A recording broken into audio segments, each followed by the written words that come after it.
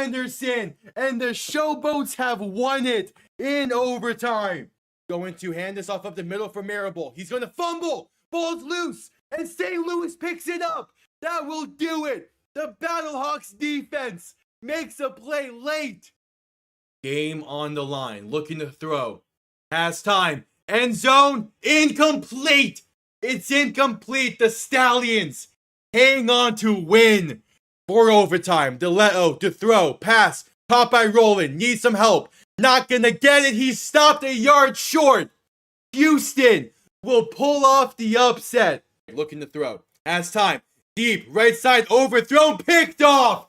It's intercepted by Keenan Isaac. He's gonna need it right there. They hand this off right side for Roland. They convert the 10-5. Chris Roland, I should shut up.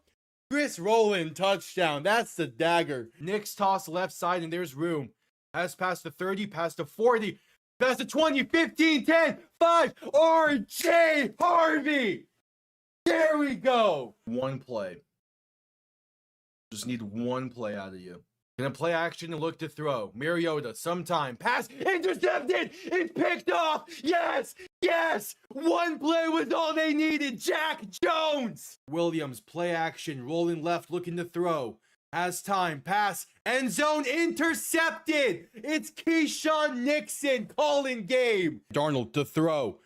Has time. Pass, wide open. Over the middle. The Seattle Seahawks do it. Play action looking to throw. Williams has some time. Pass deep. Over the middle. Has a man. It's DJ Moore. Touchdown Chicago. They win in overtime. Snap good. Hold good. Kick up. And he missed it. Wide right. The Steelers will host Houston on Monday night. Williams in shotgun. Back to his right. 3 receiving options to the left. 4th and 4. Trip to Seattle on the line. Man in motion. Williams looking to throw. Pressure coming. Rolling left. Trying to buy some time. Back near the 40. Pass left side. Williams is caught. Touchdown Chicago. Cole Kmet. Somehow the magic remains. What? May looking to throw in 3rd and 6. Rolling left. Gonna take it himself. And that will do it. A first down carry. It's a gain of 7. And the Patriots have booked their ticket to Santa Clara. Zeros on the clock. The Seattle Seahawks, for the first time since 2014, are your NFC champion. Hello, everybody, and welcome on in. UFL Week 1 wraps up with 2 of the newest teams on the market, facing off. The Columbus Aviators, head coached by Ted Ginn and led by Jillian McLennan, take on the Orlando Storm, led head coach by Anthony Becht. Gonna be his first time coaching in UFL for a team that's not St. Louis, and they're going to be quarterbacked by Jack Plummer / Dorian Thompson-Robinson. The idea is going to be a 2 QB system, it seems, for this. They have not fixed the depth chart since last night, so that's fun. But we should be good nonetheless. But welcome on in. Kickoff is moments away. Before kickoff, we have the college national championship for hockey going on. And you know what? I don't watch a lot of college hockey, aka any college hockey. This has been a good game, though. That has been a good game up to this point. Yeah, kickoff is moments away. Yeah, we'll see. Even though I lean Florida sports, I don't care too much about the Storm. It is not like it's like when it was the Orlando Guardians or anything like that. That had a bit more of a rooting interest in. But yeah, I'm more so just here for a solid game. So we'll see. I've moved the kickoff to ESPN News. This is my 3 times a year I go to this channel. Hell yeah.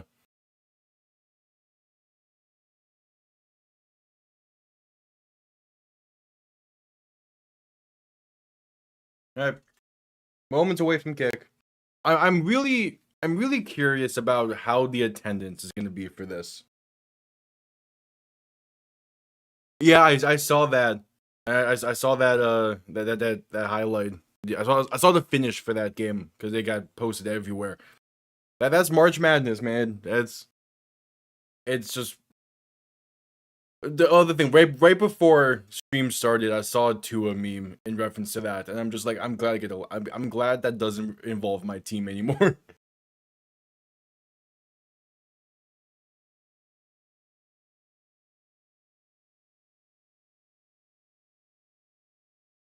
Honestly, Ted Ginn could still play.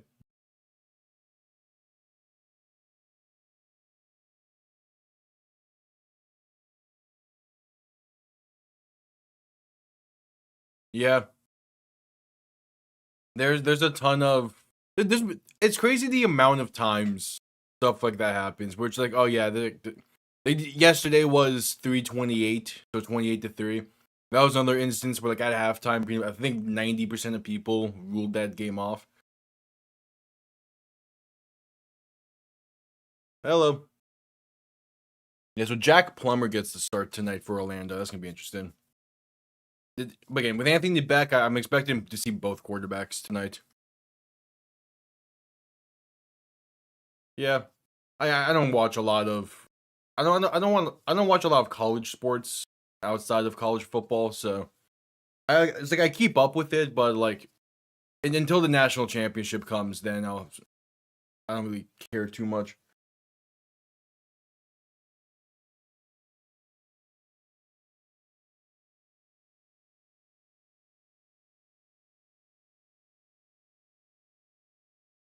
Yep, kickoff moments away.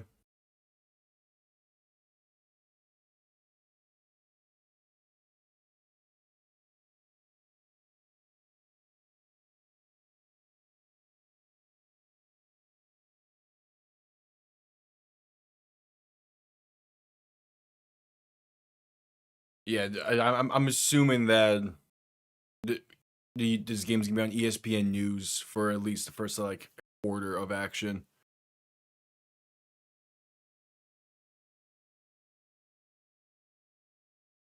Mainly because all of a sudden Minnesota Duluth has had an insane comeback in the hockey national championship. Like, cool.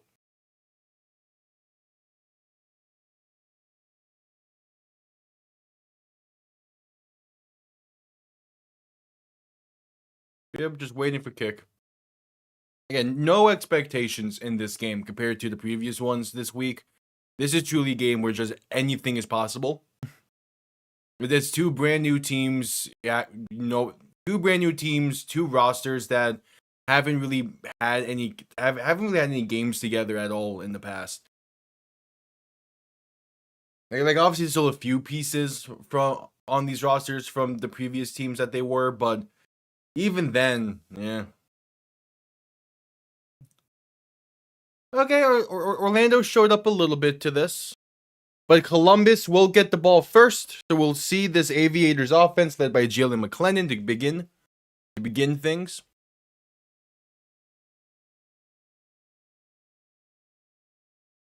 And this is the offense I'm most excited to see from tonight. Them being the Michigan Panthers from last year, who went to the championship game. I expect a decent offense. Kickoff underway, going to be returned beginning from about the 5. Face up past the 15, past the 20, 25, 30, and the ball comes loose. Who has it? Fumble on the opening kick, and Orlando falls on it. There is a penalty as well. But for opening kick, a turnover. We'll see what the penalty is, but that's one way for this game to start.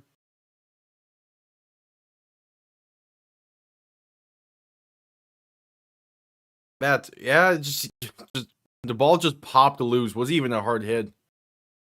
It just comes loose.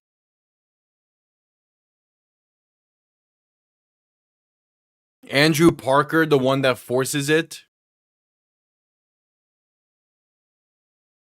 Josh, I forgot to pull up the main roster sheet that typically use.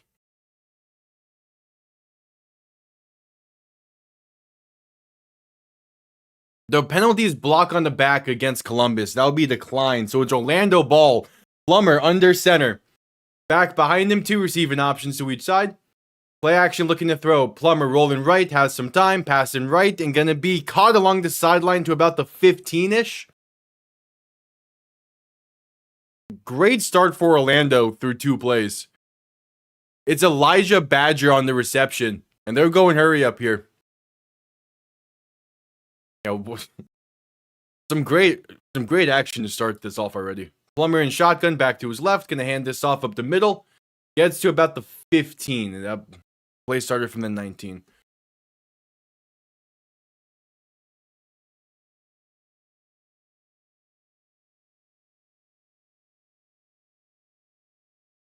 All right. Yeah, already instant pressure on Columbus. Right, so after the gain of 4, Orlando huddles up. Plummer under center, back behind him.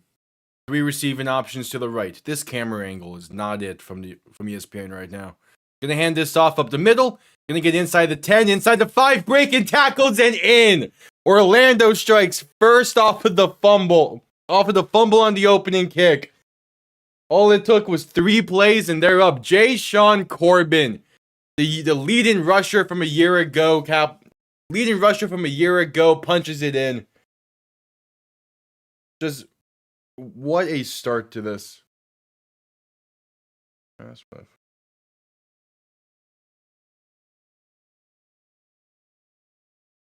There we go. I forgot to do something before this.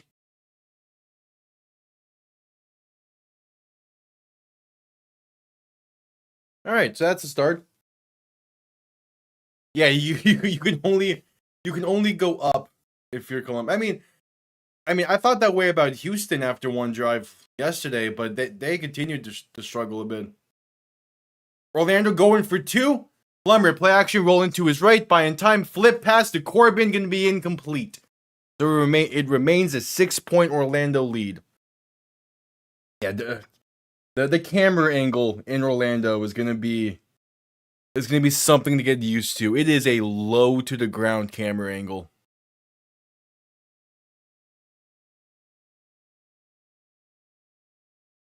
That's going to be fun. All right, there's going to be a very brief.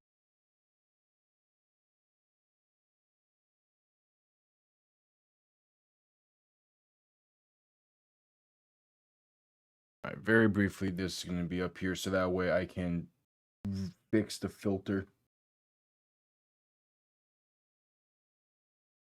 There we go. I forgot to do this before stream. So, there we go. Now both touchdown graphics are good.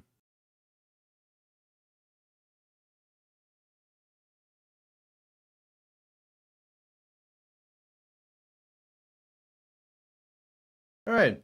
So, Orlando set to kick this one off once again. A measly a minute 13 after the opening kick. Orlando kicks it off again.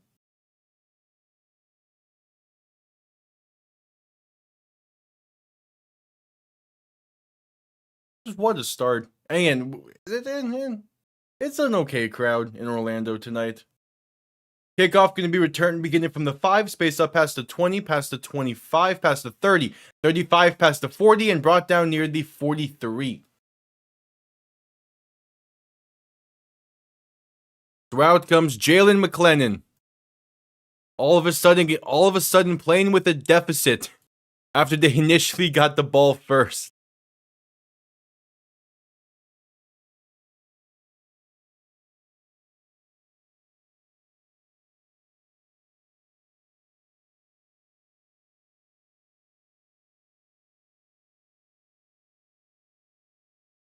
So what you got? McClellan under center, back behind him. Handoff up the middle. Gonna get past the 45 and fighting his way to about the 49. I would believe that's Toa on the carry. Yep, Toa on the carry. The UFL Russian touchdown leader from last year. Getting a gain of 5 on the Aviators' first play from scrimmage.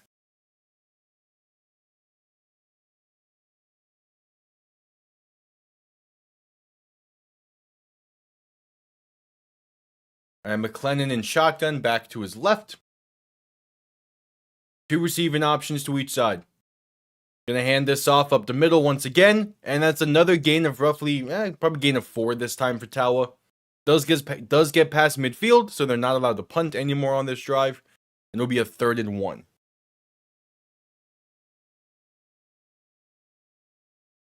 Very good.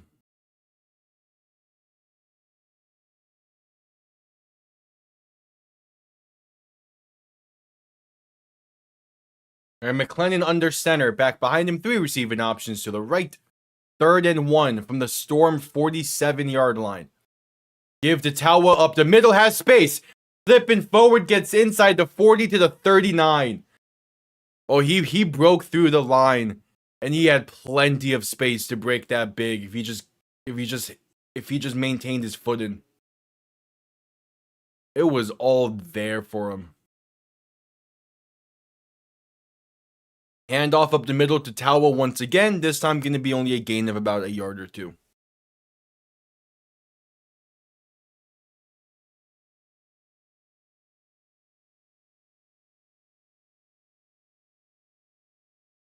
McLennan under center, back behind him. Play action, looking to throw. Pressure coming, stepping up. Pass left side, wide open. Inside the 30. Trying to make a man miss, unable to, down to the 25. Another first down pickup for Columbus. It's Tay Martin on the reception. All right, it's moving well. Oh yeah, Toa Tawa. Toa Tawa missed like the first 4 weeks of last year because Michigan released him. They then, after injury, they picked him back up, and he became a stud for them the rest of the way. It was great to watch. They give to Tawa up the middle, going to be a gain of about 4.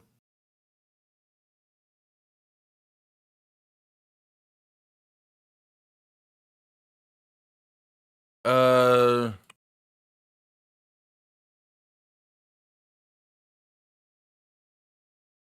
is he on this Orlando depth chart? Then I can answer that. Because from the top of my head, I don't remember much.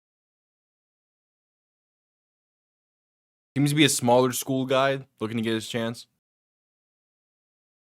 The depth chart has him going to Concordia for school. Good for him. McLennan under center to give up the middle. Going to be a gain inside the 20 to about the 17. So gain of 4. It is Zaquandre White on the carry. Yeah, I saw that Luca is suspended for a game. What he due to getting his 16th technical on the season. Is whatever. He's suspended for the game against the Wizards, right? So like it does not matter.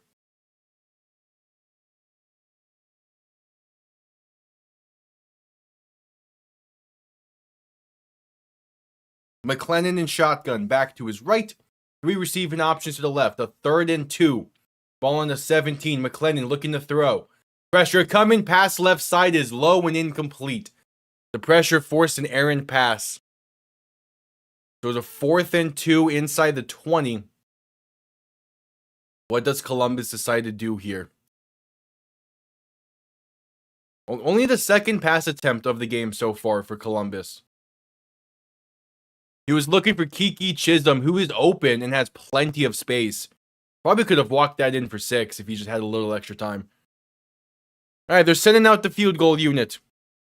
To put Columbus on the board, it is Ryan Coe on for the 35-yard kick from the left hash. Kick is up and right down the middle.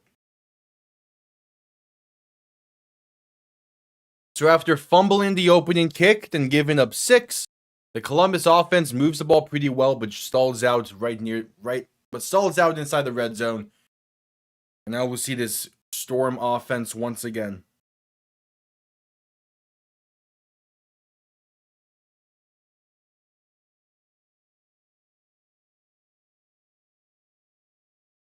All right.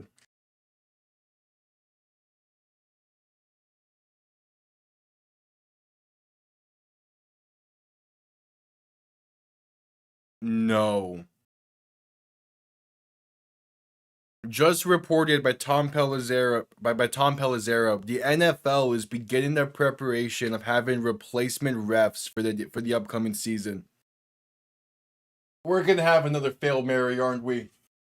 God, why? Come on.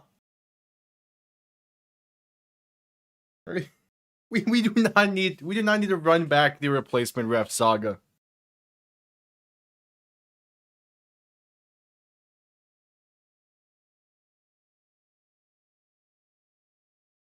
Yeah, it's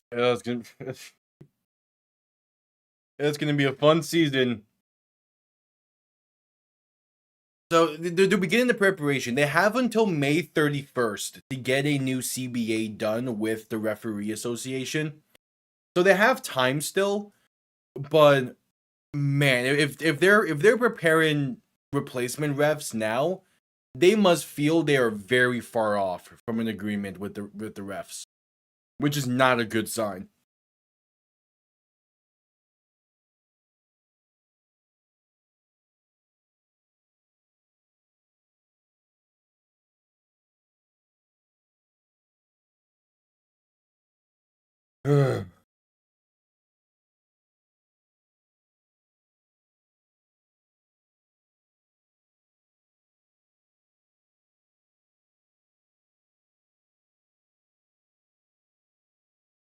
Yeah. Well, so part of it, again, this is according to Tom Pelissero. All of his sources are going to be more so in line with the league, and trying to make and going to be trying to make the league look good. So take this with a grain of salt. But the NFL is offering a 6-year labor deal, with an annual growth rate of 6.45% for compensation. The Ref Association is wants 10% plus 2.5 million for marketing fees. And also upon all of this, the NFL wants to add other things to it that the Ref Association are declining the ability, including shortening the dark period after the Super Bowl, deploying underperforming officials to spring leagues to get extra reps, and the NFL wants to end the seniority based system for playoff assignments. So essentially, the NFL is saying, hey, we want to make sure that the good refs are the ones reffing. And the Referee Association is saying, nah.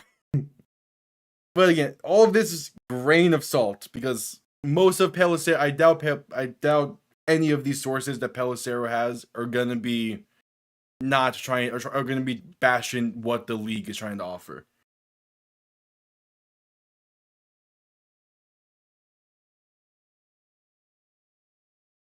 Like the main reason all of that even got reported is because the league wants to try and put pressure on the Ref Association to get a deal done sooner. Which fair, but still. All right, kickoff underway, going to be returned up past the 25, past the 30, past the 35, and down to the 37.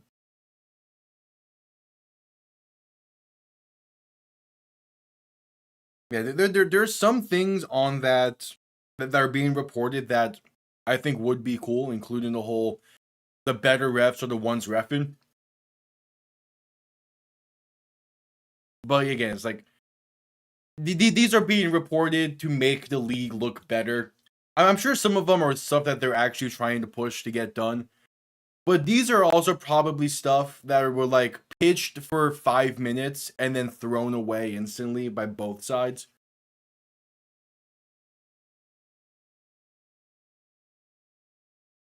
All right, Plummer under center, back behind him, two receiving options to each side, ball on their own 36.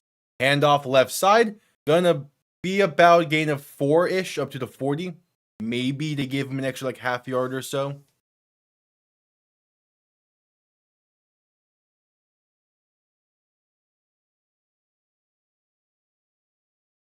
That is Elijah Dotson on the carry.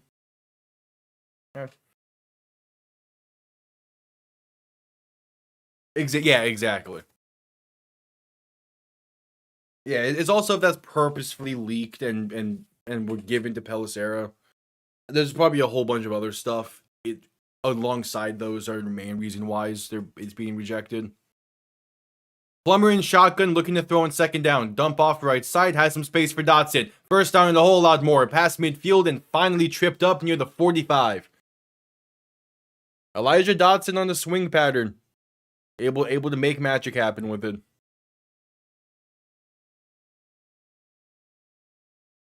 So the Storm have passed midfield, and thus they can't punt anymore. Plummer in shotgun, handoff up the middle for Dotson once again, gain of roughly 2. It's the same thing whenever like contract negotiations are happening. Like, take everything being reported during contract negotiations with a grain of salt.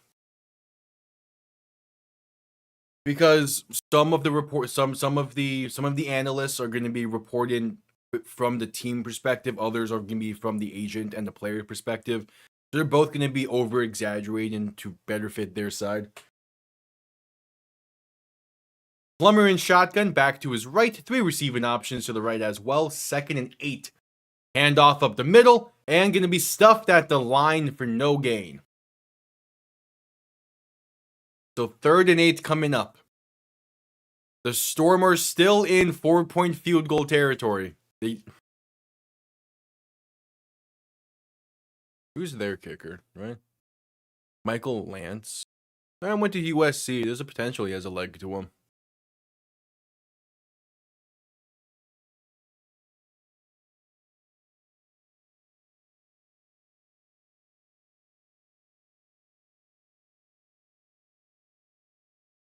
Plummer in shotgun, back to his left, looking to throw on 3rd down. Pressure coming quick. Pass right side is incomplete. So a 4th and roughly 9 coming up. And a choice to make for Anthony Becht.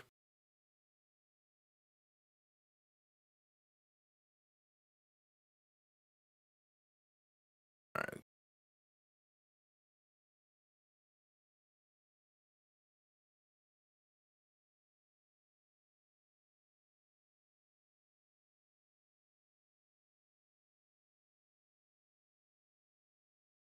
All right, they're going to keep the offense on the field.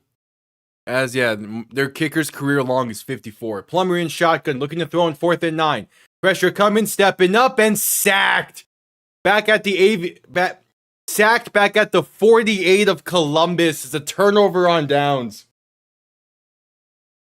All right.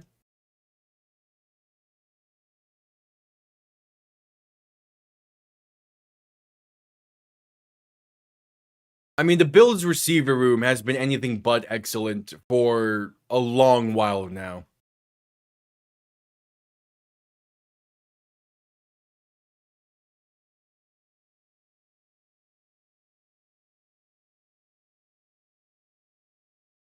But I will say this about KJ Hamler. He has potential, like he has talent, and there's a reason why he's in this league and is like a main receiver in this league. The fact that one of his most memorable moments is being a starting quarterback for Denver during the pandemic is hilarious. McClellan, quick pass right side, gonna get past midfield. Gain of roughly 5 or 6. It is Al-Aziz Mack on the reception.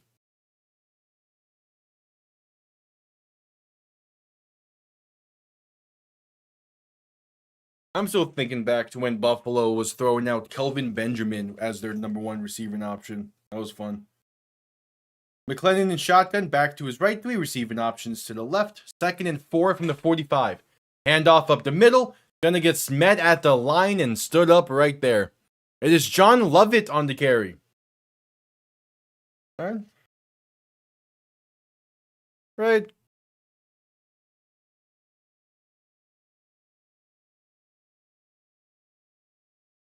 I'm double checking this as well. Yeah. Kelvin Benjamin spent some time in Buffalo. Obviously, he's more so known as in Carolina, but I remember his Buffalo days. McClellan in shotgun, back to his left, 2 receiving options to each side. Quick pass right side, going to be caught. Breaks off 1 tackle and has space. Past the 35 to 30, past the 25 and out of bounds near the 22. All right, it is Jalen Moore on the grab, and the Aviators are moving. Yeah, but at the same time for Columbus, like, I mean, they still have most of that same talent from last year, so McClellan doesn't need to be anything too special for this offense to be functioning. Hence, the past 2 drives. McLennan in shotgun back to his right. 3 receiving options to the left. 1st and 10 from roughly the 22. Play clock winding down, and they're not going to get that snap off in time.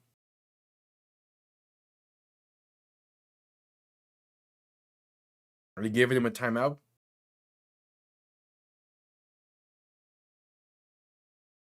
Yep. Columbus calls their first timeout. They're not going to get that snap off in time.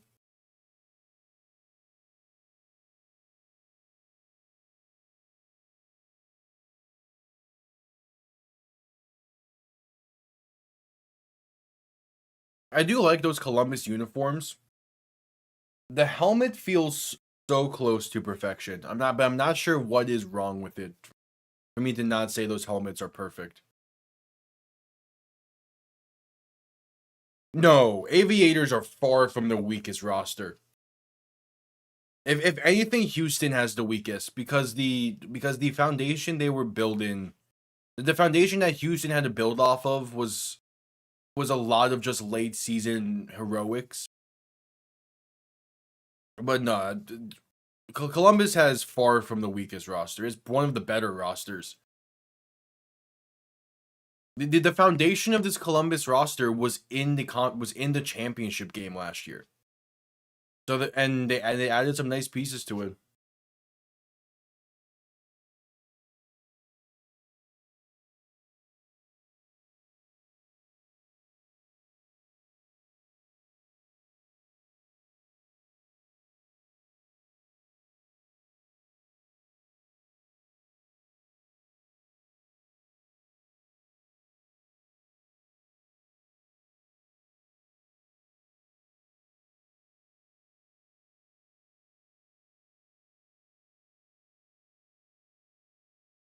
Yep, at commercial break after the timeout called by Columbus. Should be coming back from it here soon.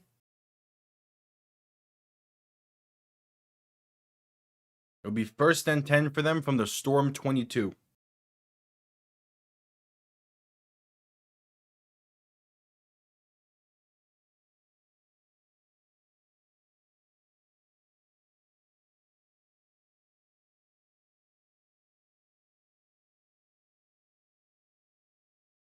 At commercial break.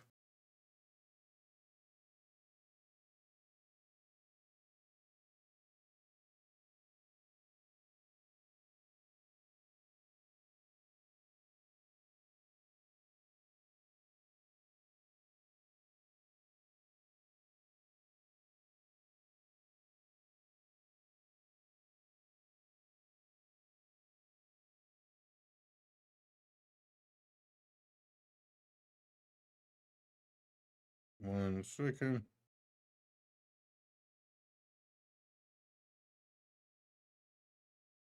All right, just getting back from commercial break.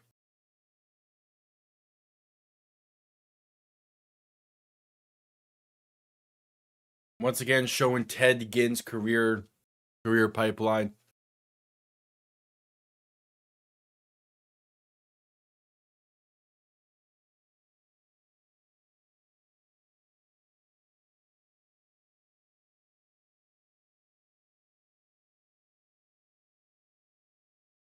I mean, I'm not surprised that they're focusing games mainly on ESPN and Fox. Those are 2 big networks for nationally televised games. McLennan handoff up the middle, going to be a gain of about 2. I mean, and like TV ratings have been great. Are typically great in the league. They've improved year over year, so I expect that to be the same. Because like there's not really another network I would. There's not really other networks I think the league could have chosen if they wanted to try and get as many eyes as possible.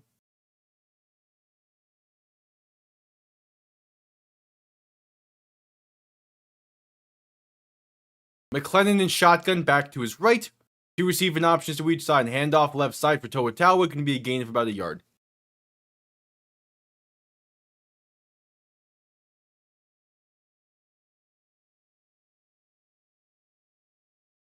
But yeah. The big question, the big thing with this year is how our attendance is gonna look. Dallas yesterday had about 88 8,800 people in attendance. Not bad considering that the stadium's undergoing renovations and only holds 11,000.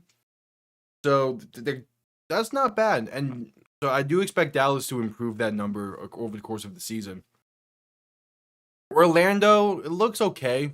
I'm not that surprised it's not like completely packed because there's been like zero advertising that I've seen, and I'm in the Orlando area and I've not seen any like local advertisements for this game.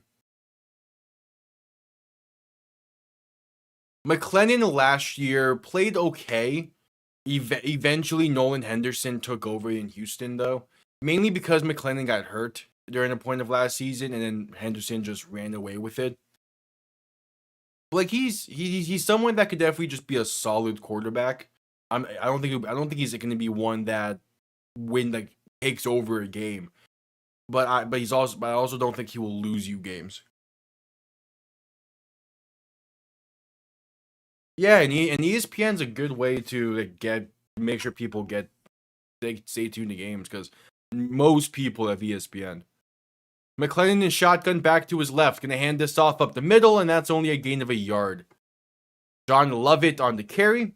Once again, a Columbus drive stalls out inside the 25.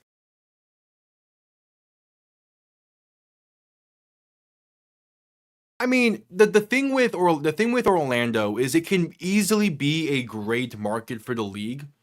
They just need to target UCF campus for advertising. And because also this game being on a Sunday night probably plays a role into this, but I expect next week game against Louisville, which is on a Saturday night, I expect it to be a bit more full. 37-yard kick from the right hash is up, and it is good. This game is tied.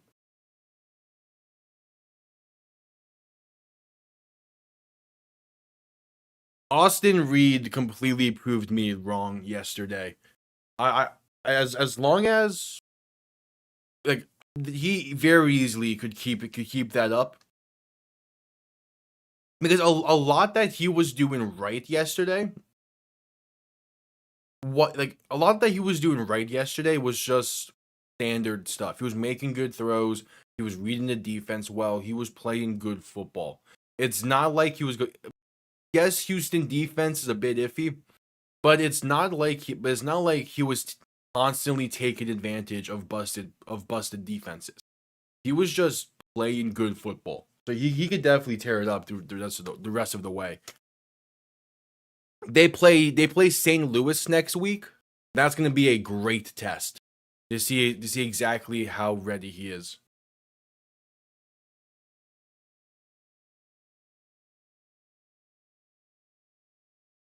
All right, Columbus set to send this one away.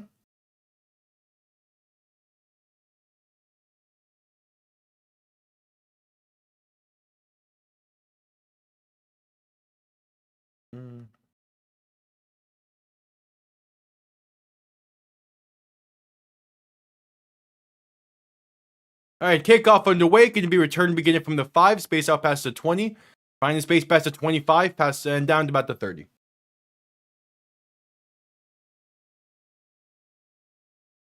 ESPN is one of the 4 major networks, at least for sports. The 4 major networks are Fox, CBS, ESPN, and NBC. The UFL is on 2 of those.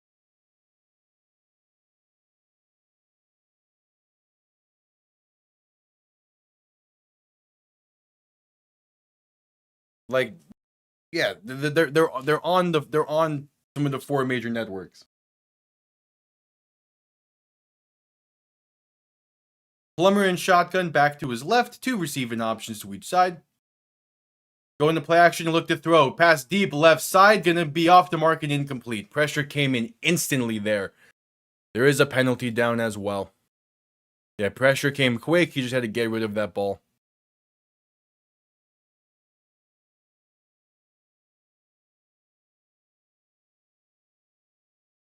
It's against Columbus. They're saying roughing the passer.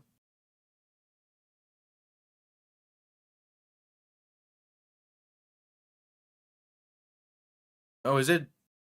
Are they saying roughing the passer or DPI? Either way, it's gonna be a free first down for Orlando.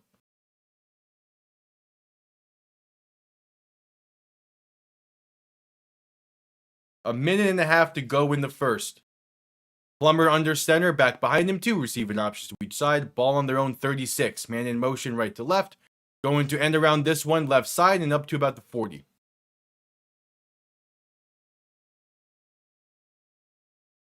Because that's how TV works.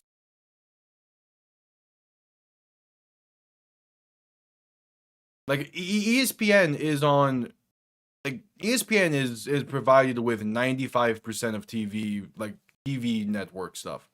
Like I'm watching it through YouTube TV.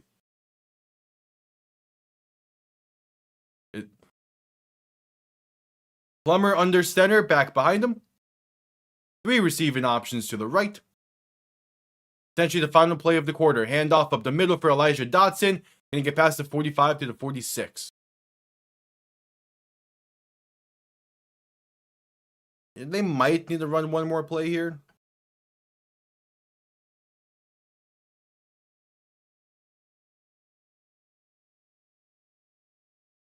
Yeah, Jack Plummer getting the start tonight.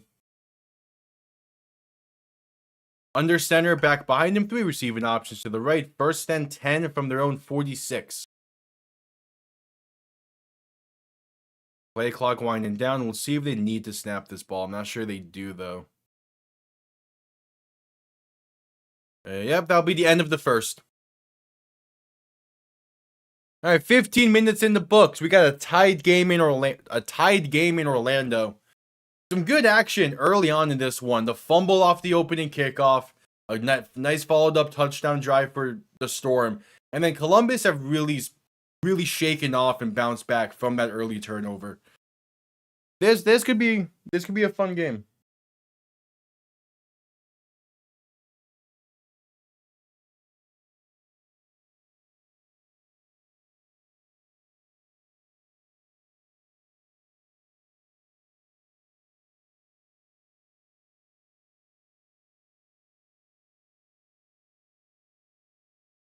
I mean, it's I mean, what really were the expectations for Plummer entering this game? I think that's the question. Nice.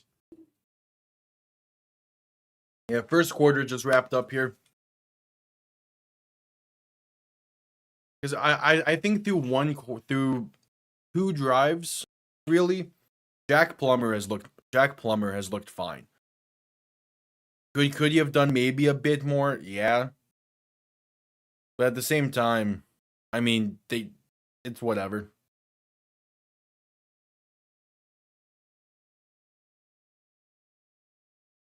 Nice. I love it when you start a period with a power play. Just instantly able to get that momentum into it. Is it a close game between those two?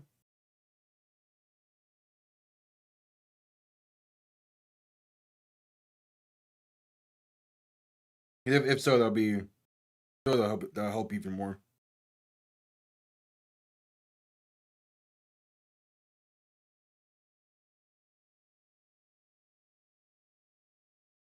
No, he does not look like Tua out there.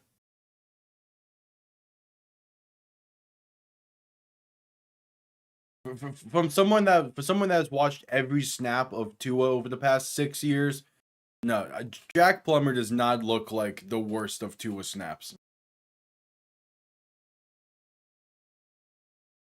2-0. Okay. Hey, still plenty of time. I just before this game started, they were having I think they're having some college hockey on ESPN, and Minnesota Duluth scored 2 goals in like 30 seconds to make that a much tighter game. So it's still plenty of time.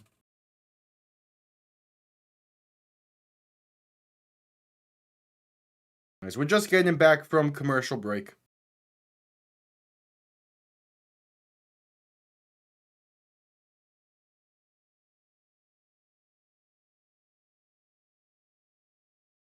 They're showing a University of Louisville field storming. Oh yeah, from when Jack Plummer was there.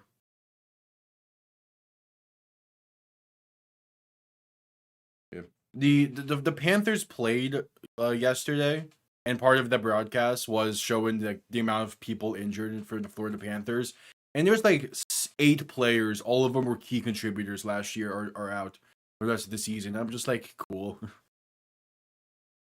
Plummer and shotgun back to his right, 3 receiving options to the left. Ball on their own 46, looking to throw once again. Pass over the middle is caught with space. Inside the 40 and inside the 40 to 35, fighting his way to the inside the 30 to the 29. It is Elijah Badger on the grab. And just like that, the Storm are well into Aviator territory.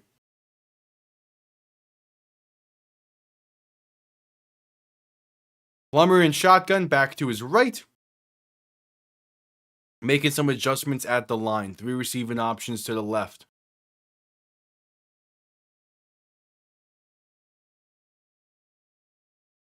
Plummer looking to throw. Pressure comes quick. Pass left side. Gonna be incomplete. Couldn't quite get his feet in bounds. Nearly intercepted.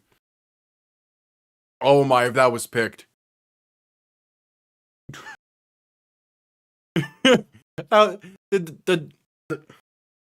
The defender there was Cam Smith, former Dolphins draft pick. Oh, if he would have gotten that interception.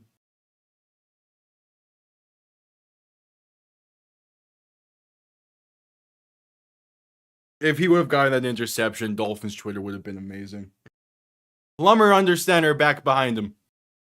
Handoff left side, there's space for Dotson. Inside the 20 and spinning his way to the 19 should be enough for the first.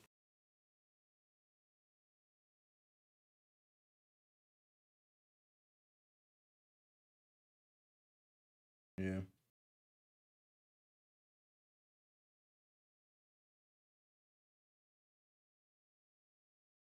Yeah, that sounds like a good. That sounds like a good idea. Good idea though. I love going to hockey games. By far, some of the best environments I've been to are in hockey games. Plummer under center, back behind him, gonna hand this off right side for Jayshon Corbin. Gets to about the 15, gain of roughly 4. Yeah, and you saw that as well during his time in Carolina when he was during the preseason. And like I mean, a lot of that will come with reps, with the accuracy, because that part of it is needing chemistry with the receivers. But also, like, of all the coaches in the league, Anthony Becht is one of the best ones to be learning from. Plummer and shotgun back to his right, looking to throw in second down. Pressure coming, trying to step up, and he takes a shot. Sacked near the 25. It's Kenny. Was that Kenny Wilkins? The quality of this, hold on. Columbus's roster, good. Yeah, Kenny Wilkes on the sack. There's a 3rd and 14 now for the Storm. Was a Columbus is able to get pressure in there tonight. In shotgun, back to his right, 3 receivers to the left, ball on their own 22 more so. Going to look to throw once again, dump off right side, caught by Corbin. Inside the 15 and brought down right around the 13. Not going to be enough for the first, but we'll see what the Storm decide to do. That's not bad. I think Solar Bears games are similar. Though obviously depending on the game, you can get some really good seats.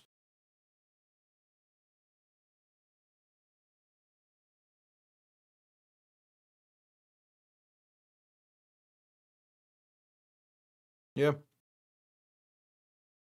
All right, 4th and 4, and the offense is on the field. Plummer under center, back behind him, 2 receiving options to each side. Ball on the Aviator 12-yard line. Man in motion left to right. Play action looking to throw. Pressure comes quick. Pass left side wide open, but just too high. And it's incomplete. That's a walk-in touchdown waiting to happen for Connor Fox. Plummer just did not put it on the money. And it's a turnover on downs. There's the accuracy issues coming up again. Oh, that's a walk-in touchdown. Just had to put it on. Just had to put it out there. Like he lofted it, put too much air into it.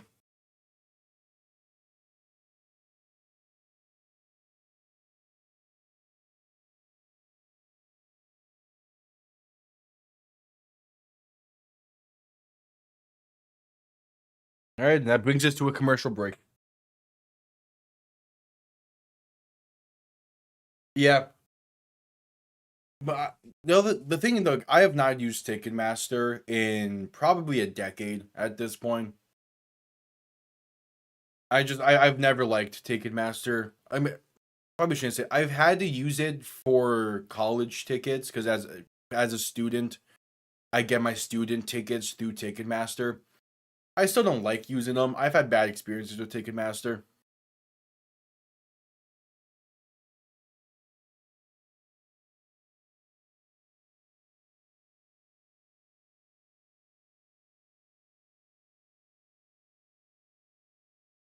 Yeah, I get that.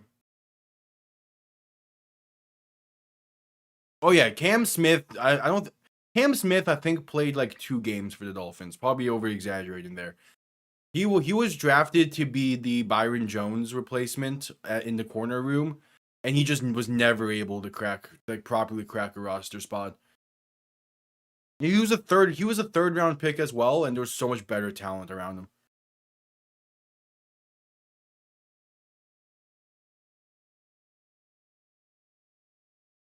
Yeah, that's fair.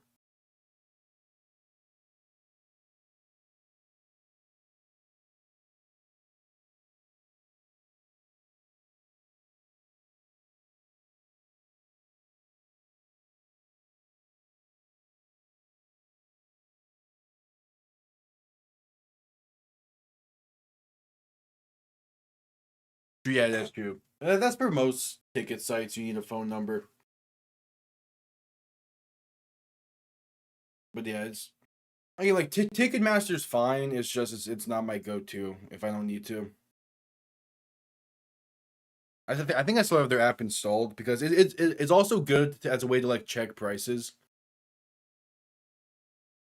and just have like different marketplaces to reference stuff with. So I like it for that. But like actually buying tickets from them, nah.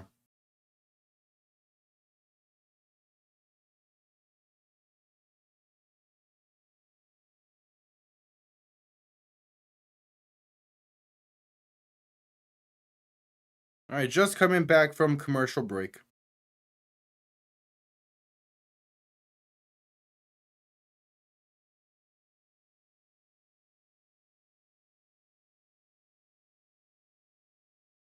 Oh yeah, the DJ Khaled halftime show. That's gonna be fun. I guarantee you that they definitely expected the stadium to be more filled for them to be getting deal. Why is DJ Khaled in the broadcast booth? Wait,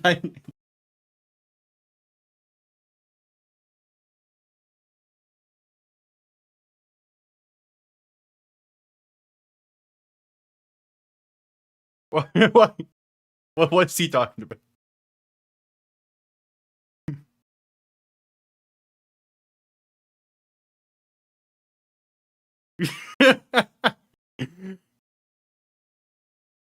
McLennan and shotgun back to his right.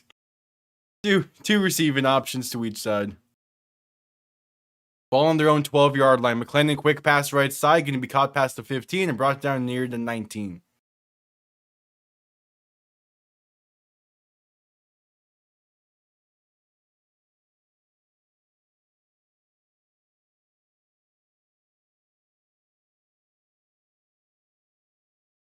Yeah. 10.5 to go in the first half.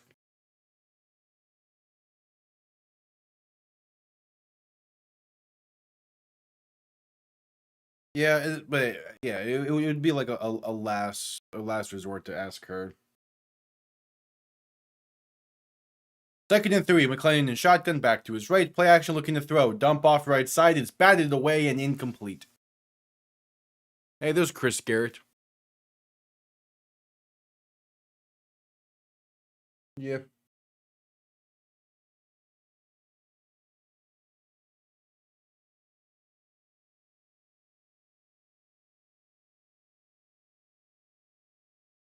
Third and 3 for Columbus.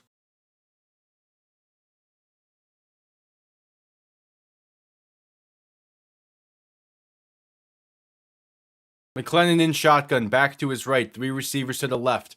Looking to throw. Has time, pass over the middle is caught, should be enough for the first. Thanks to forward progress to keep the chains moving, it's Tay Martin on the grab.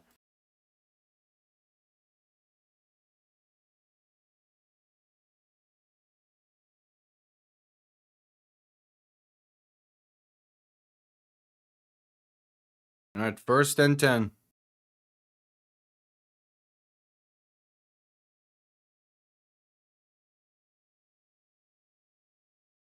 McLennan in shotgun, back to his left, 3 receiving options to the right. Looking to throw once again, has time, pass deep left side, gonna be incomplete. Had an open Kiki Chisholm, put a little bit too much into it, and the acrobatics catch is gonna fall to the ground.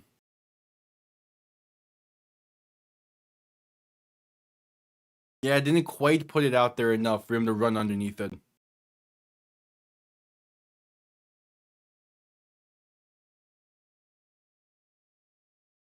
So second and 10.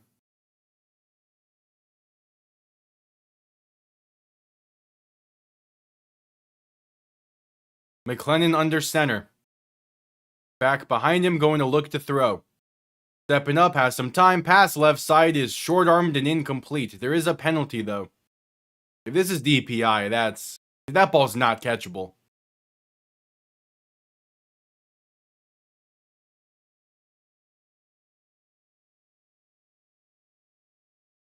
They're going to say it's DPI against Orlando.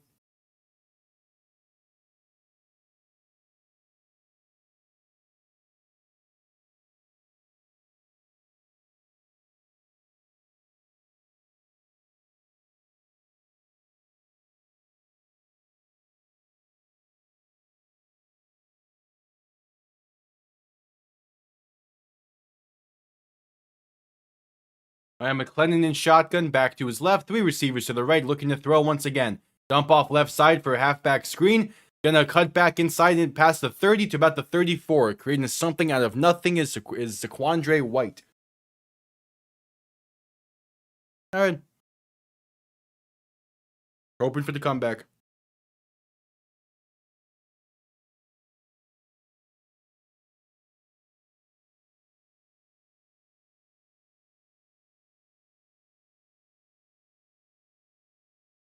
It's second and 4 for the Aviators. McLennan in shotgun, back to his left. 3 receiving options to the right. 7:20 to go in the first half. McLennan, quick pass left side, going to be caught by Kiki Chisholm. And that's going to be enough for the first to just barely gets the gain of 4 needed. Keeping the chains moving.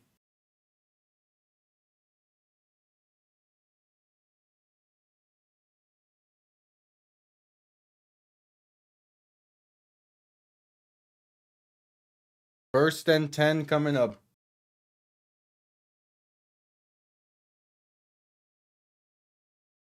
McLennan in shotgun, back to his left. 2 receiving options to each side.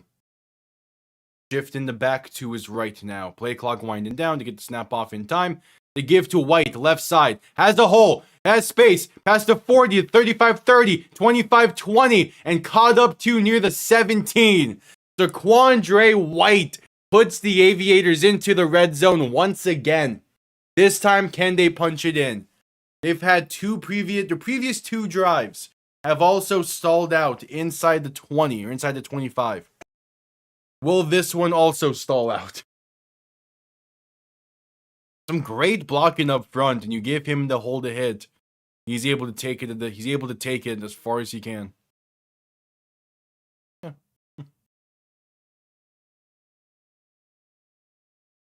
All right, 6:27 to go in the first.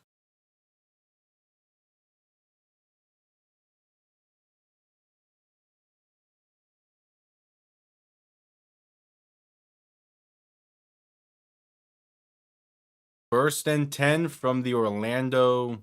We're going to put it at. They're going to put it at the 20.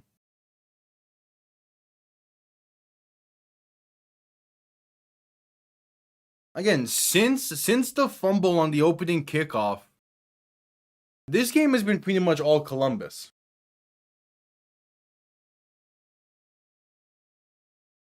McLennan in shotgun, back to his left. 3 receiving options to the right. Play clock winding down to get the snap off in time as McLennan looks to throw.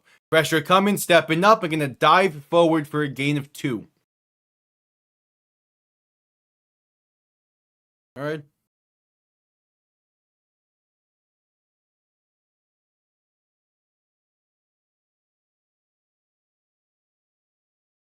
Second and 8 coming up.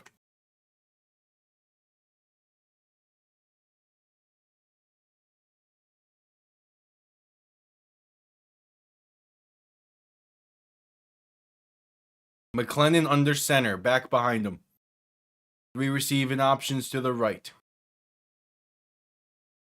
Going to look to throw once again. McLennan stepping up, has some time, going to take it himself. Inside the 15, the 10, and out of bounds around the 5. He had his tight end wide open over the middle, but by the time he crossed the line, by the time he saw him, he crossed the line. Would have been another walk-in touchdown there. Yeah, he tucks and runs, and then sees him. It's fine. Again, you still have first and goal inside the 5. McLennan in shotgun, back to his left. 3 receiving options to the right. They're gonna say ball in the 6.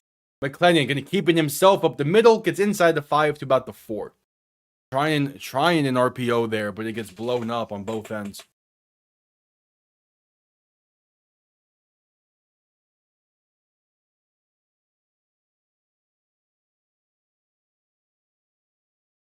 So second and goal. 4:25 to play in the half. They're killing a lot of clock here.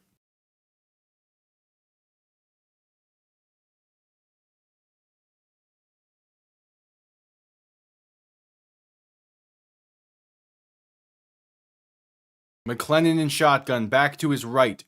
Going to hand this off left side for Toa, and that's only a gain of about a yard. Good tackling up front as well by the Storm.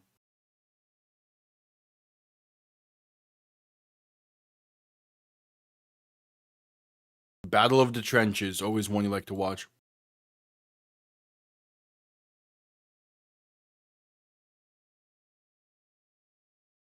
So third and goal.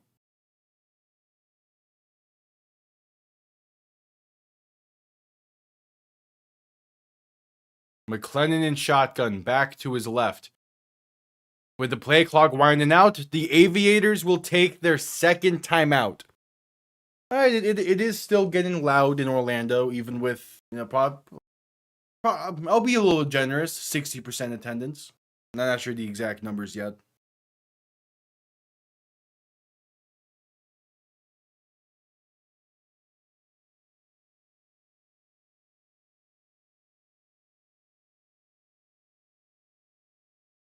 Are we heading to a commercial with that timeout call? We are, it seems. All right.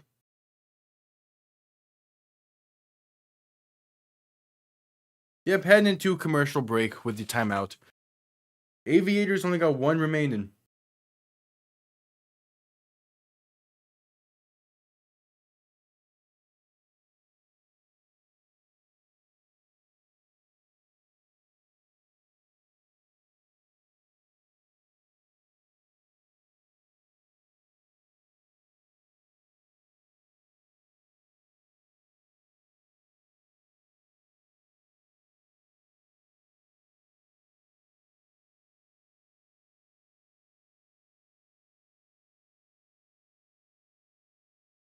All right, good on the 49ers. This was announced way earlier in the day. The 49ers are hiring more physical therapists. That way players can get more one-on-one time, which is exactly what the players wanted as designated by the whole NFLPA report cards that are technically no longer allowed to be given to the public, though they still were. Also invested $9 million into better treatment options. Hey, if they one of the things with the 49ers have been injuries. If this helps them, like a lot of teams are going to take note as well. I should be coming back from commercial break here soon.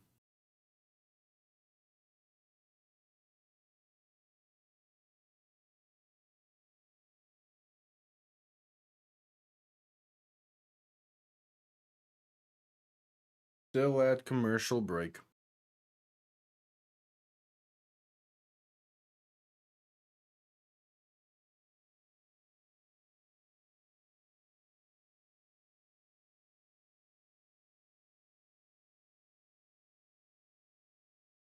Well, that was also part of it, as John Lynch was asked today about the electrical substation, to which he said, "Yeah, we hired an independent surveyor or an independent guy to take a look at it," and he says that was a whole bunch of nothing.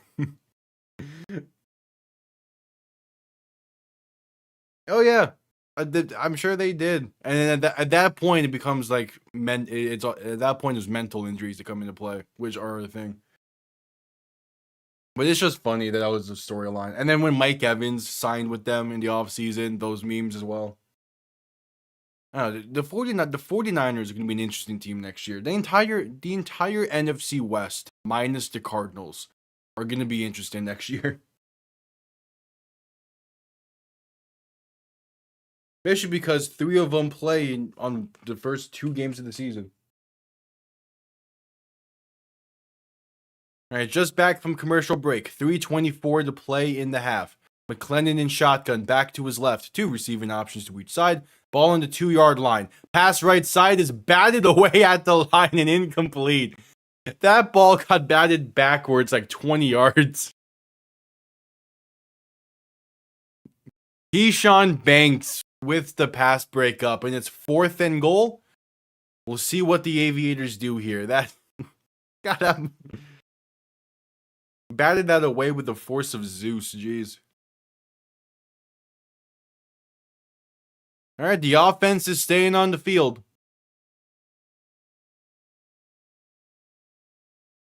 4th and 2 from the 2, or 4th and goal from the 2. McClellan under center, back behind him. 3 receiving options to the right. McClellan, play action, looking to throw. Pass right side is batted away and incomplete. It's a turnover on downs. Was looking for Alaziz Mack, and it gets turned away by Lamar Jackson. I was waiting for him to make a play. The corner, Lamar Jackson, to be specific. And it's a turnover on downs for Columbus. Was waiting for him to make a play.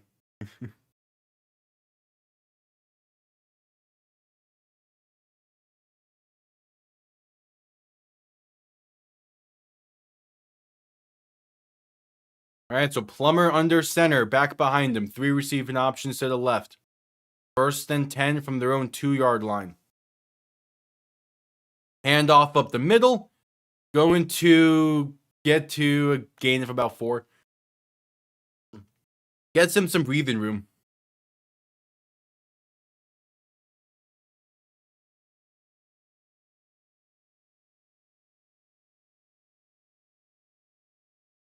They do not need to run another play before the 2-minute warning. Plummer in shotgun, back to his left. They're going to hand off up the middle. That's Jay-Sean Corbin for a gain of 2. Yeah.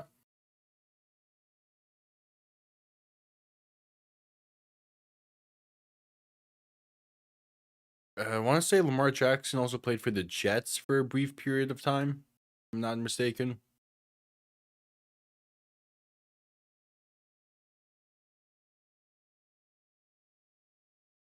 That'll bring us to the 2-minute warning.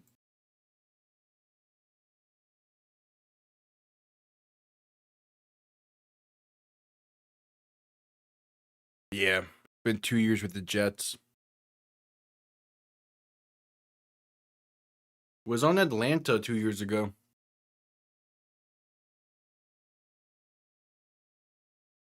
That actually reminds me.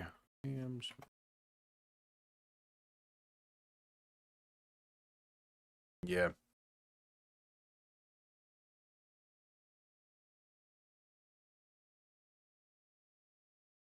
Yeah, I mean, Lamar Jackson played 13 games for the Jets back in 2020. It's something. Again, most of these guys have NFL experience one way or another, and are probably found their way to game day rosters at some point. It's just getting the reps to prove that you should stay there is what this league's for.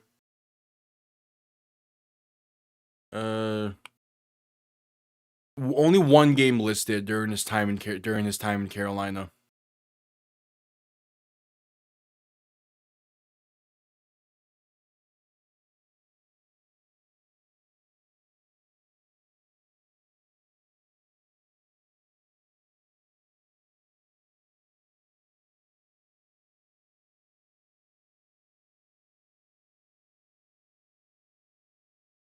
Yep, at commercial break for the 2-minute warning.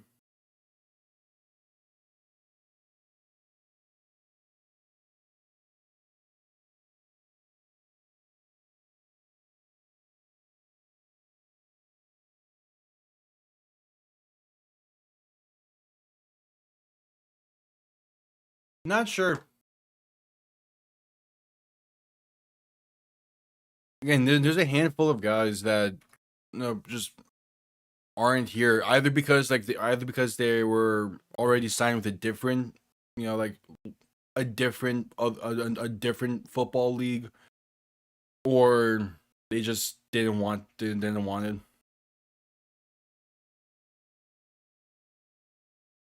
Because like the Battlehawks backup Michael Pratt, he initially signed with the CFL before Jordan last minute back with the Battlehawks.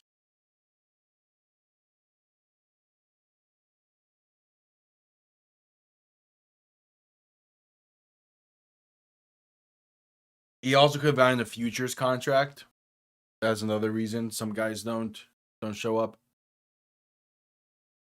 Back from commercial break, Plummer and shotgun back to his right, 3 receivers to the left. Ball roughly on their own 9-yard line.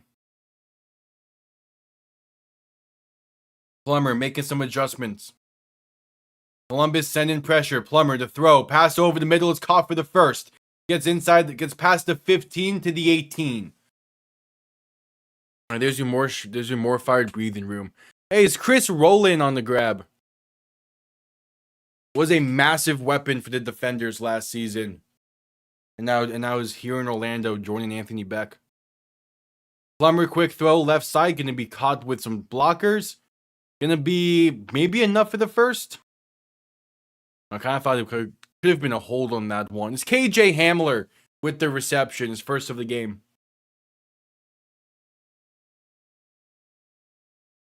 Oh, and he's coming up hobbled.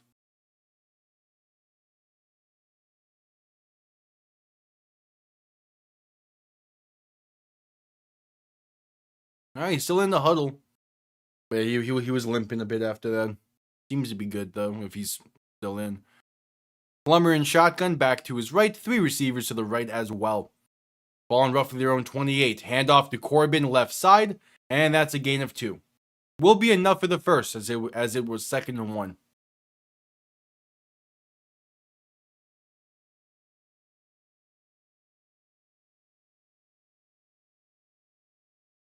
Oh, the Browns are not signing AJ Epinenza.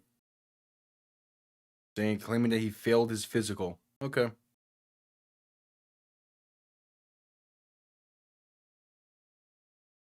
Plummer and shotgun back to his right. 2 receivers to each side, man in motion left to right. Play clock winding down to get the snap off in time as Plummer looks to throw. Pass left side, caught by Sean Corbin in the backfield and going to lose about 2. Trying the halfback screen, and it goes nowhere thanks to Fred Tompkins. Really?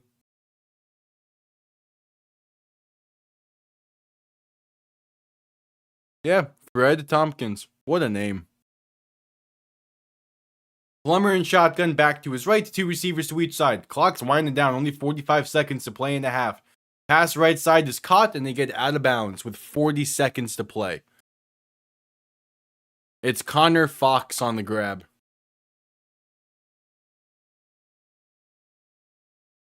They have all 3 timeouts. There's no need. This clock should be at 40 seconds already.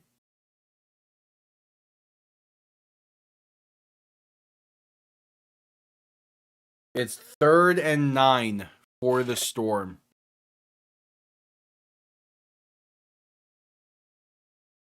Play clock winding down. Plummer and shotgun back to his right, 2 receivers to each side. They get the snap off in time as Plummer looks to throw. Pressure coming, trying to escape. A shovel pass forward is caught by Elijah Dotson. Past the 40, 45, and down to the 47. They pick up the first somehow, and there's their first timeout called as well. How in the world is that not a sack?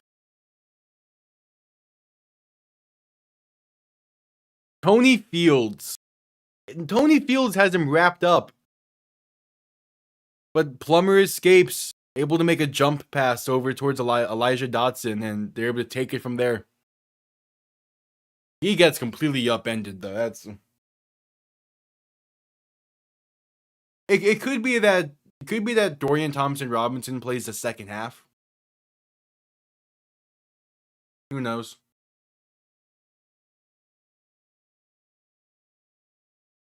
I would not be surprised to see DTR take snaps though. Anthony Becht has not shied away from a 2 QB system in the past. Plummer and shotgun back to his right, 3 receivers to the left. Ball on their own 47. Going to look to throw once again. Pressure coming. Plummer trying to step up, but sacked. Back at their own 43. This time they properly bring him down. And 21 seconds to play. We'll have a timeout called. Yeah, but Columbus has been getting pressure all night. The question is just they haven't quite been able to get home just yet. And they were able to there. It's Ron Stone getting into the backfield. And there's their second timeout called for Orlando.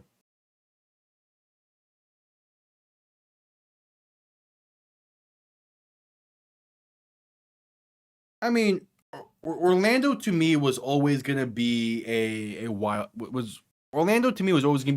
card in terms of just like what were they able to do, because Anthony Becht is a very experienced head coach.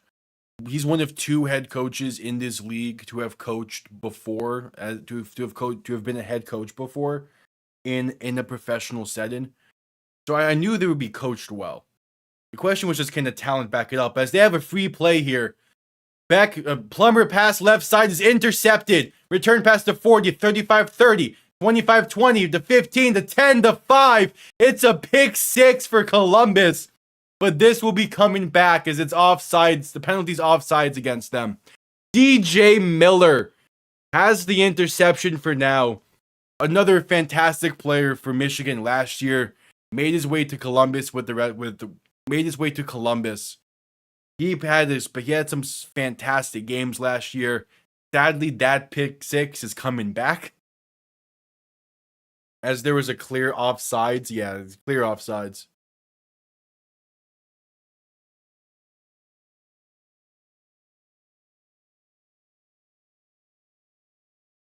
So it will be 2nd and 9 with 16 seconds to play.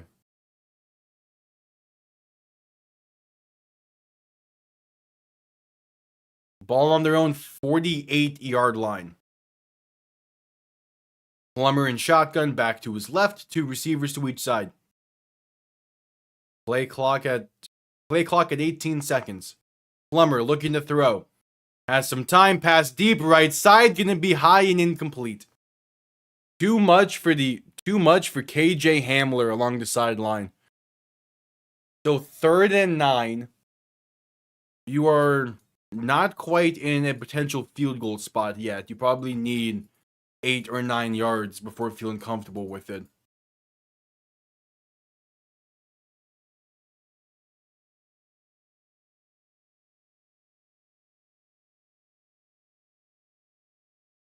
We are getting closer and closer to a potential 4-point field goal coming up. Plummer in shotgun back to his right. Looking to throw on 3rd and 9. Pressure coming, pass right sides, caught by Dotson in their space. Past the 40 and out of bounds to the 36. 4 seconds remain. So not a 4-point field goal. But they get the fresh set of downs. And they make this a much more manageable field goal. For their guy, Michael Lance. Orlando also gets ball to begin the second half as well. So they're in a good spot here.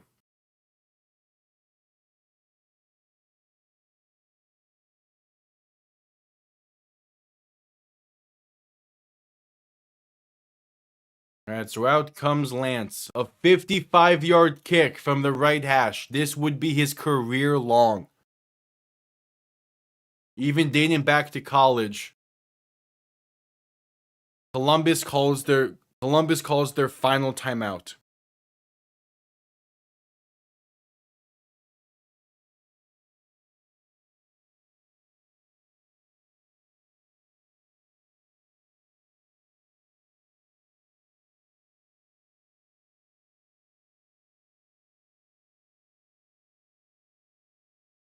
All right, so a 55-yard kick to end the half.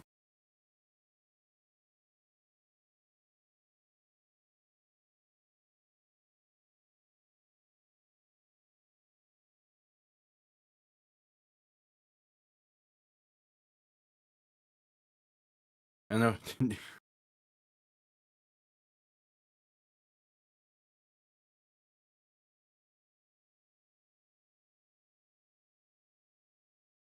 All right, 55-yard kick from the right hash to put Orlando up by 3. A potential career long for Michael Lance. Kick is up. It's on line. And it is good. Had plenty of leg on that one. So the Storm have a 3-point lead entering the half. They get ball to begin the second half as well. So they're feeling good right now. That's a hell of a kick. Right down the middle.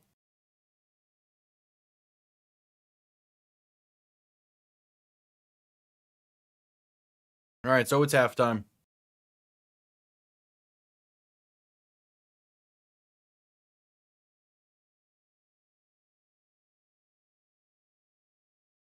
Yo, what's up, T-Fox? You missed it a few minutes ago. A former Nebraska player made a good play.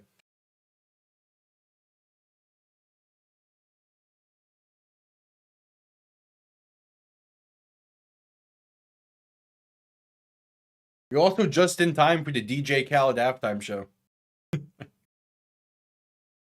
No, Lamar Jackson. Adrian Martinez is still, I think, on with the 49ers.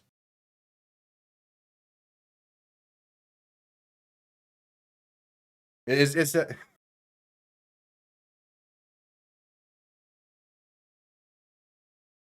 It is. Yeah. There is a corner named Lamar Jackson who went to Nebraska.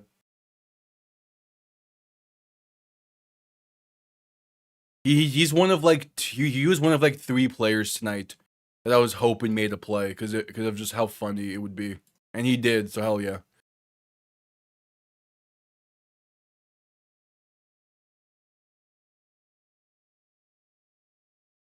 The other one of the others also nearly made a play in Cam Smith. He just couldn't get his feet in bounds.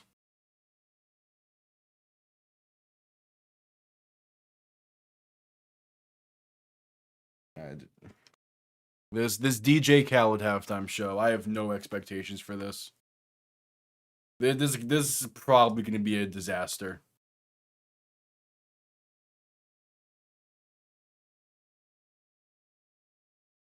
It's going to be.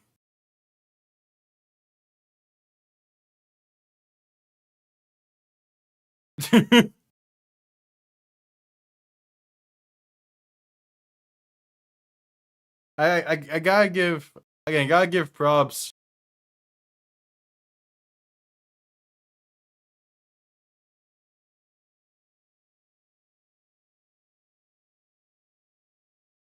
Yeah, like they got a ton of good names for these halftime shows. It's just funny.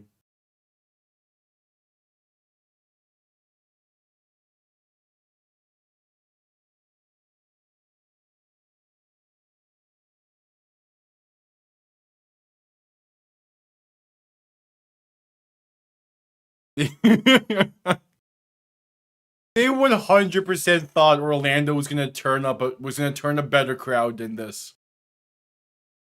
I think if that stadium was full, this would have a much better feel to it. But like it's I think the stadium's probably like 60% capacity right now. And it just gives off the wrong vibe.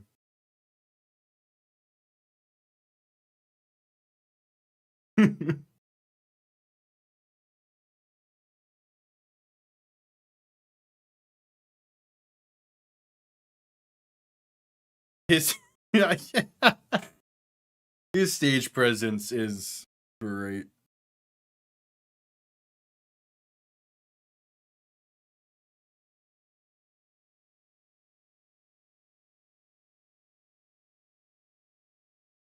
How how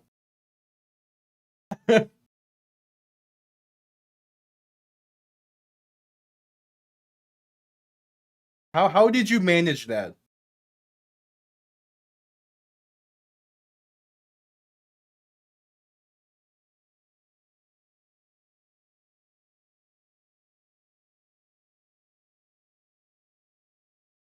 did,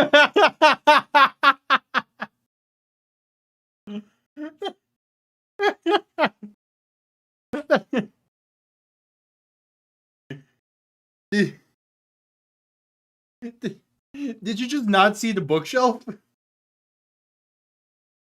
Like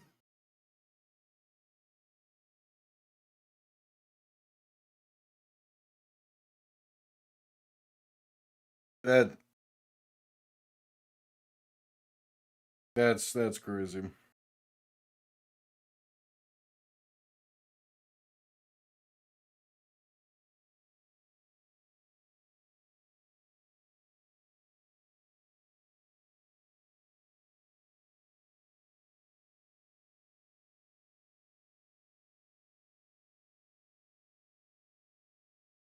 Ugh.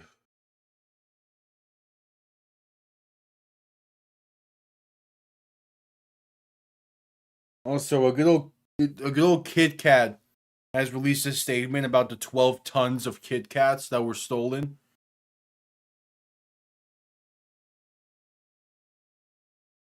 That's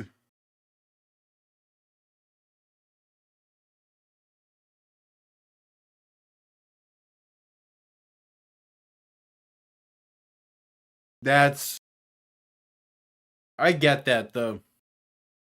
I do get that feel. And there was one class senior year of high school that was so bad. And the amount of times I did do that, I wanted to do that. It was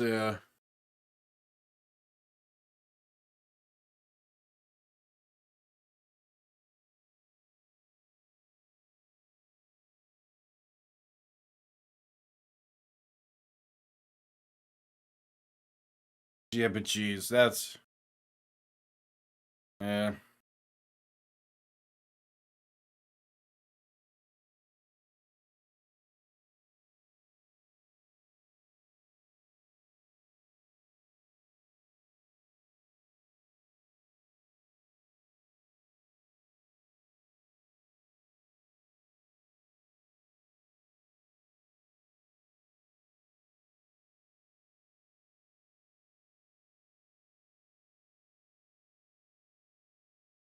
But yeah. Like, that's why over the past few years, I've gone from the wanting to hit my head when overwhelmed to screaming into a pillow. Because I just don't want to. I don't want to risk anything. It's that, or it's just like blare music as loud as I can. That also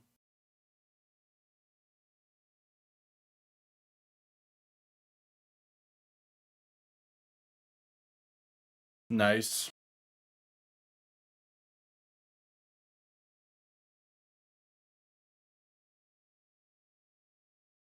Wait, ESPN is cutting off the halftime show.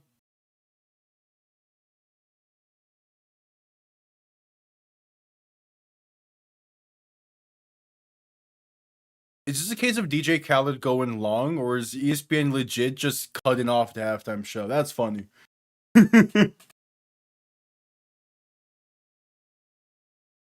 Nice.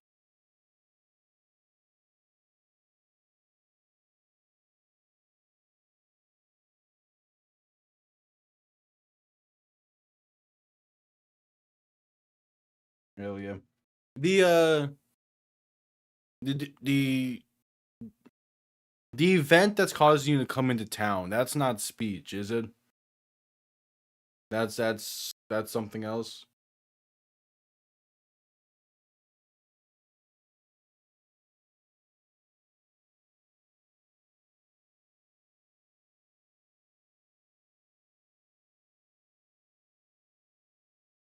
Okay.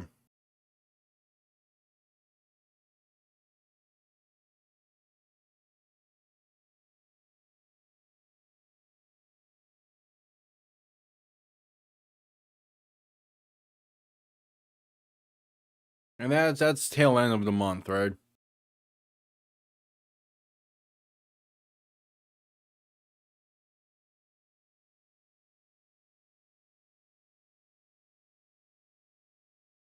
As we're at a commercial break now. Is ESPN cut off the halftime show? Which respect. Of all the halftime shows for week one to cut off early, that was definitely the one. Damn, down for a whole. Okay.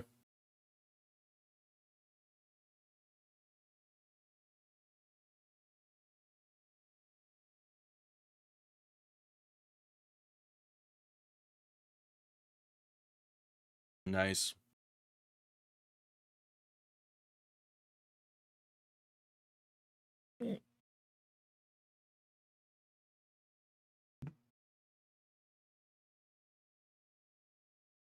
Yeah. Cool.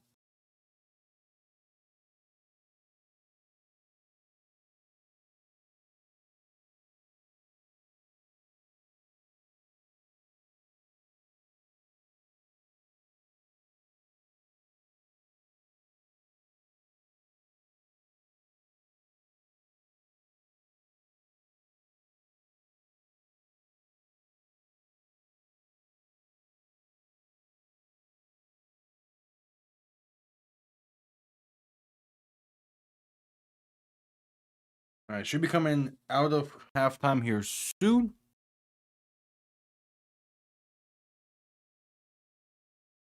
Yeah. So of all the halftime shows for week one, that was definitely the one that was not it, which is exactly what I expected.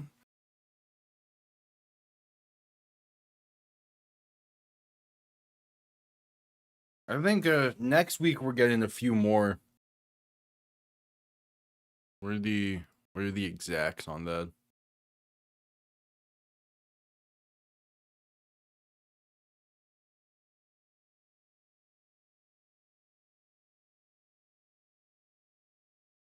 So next week Columbus has their home opener, so does Houston. So we're getting two more halftime shows next week. I don't remember who they got for Columbus. I know for Houston they got Ludacris, which is insane. Damn. All right, they're showing highlights from throughout the week. Still at the half.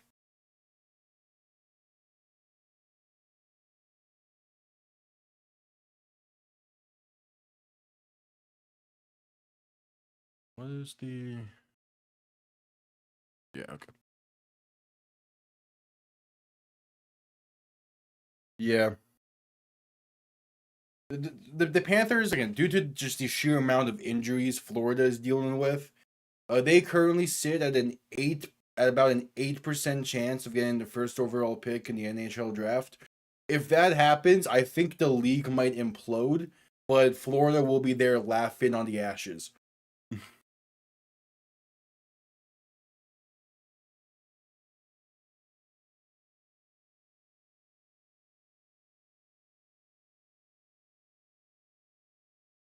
If somehow the Florida Panthers get the first overall pick, it will be hilarious.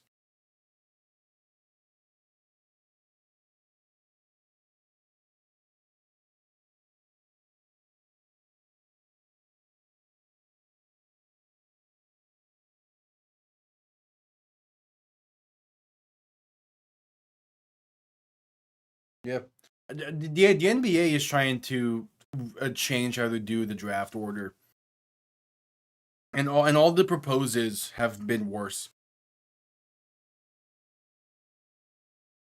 Considering that the projected first overall pick in the NHL is an absolute, like, I don't want to say generational talent, because that phrase gets used way too much.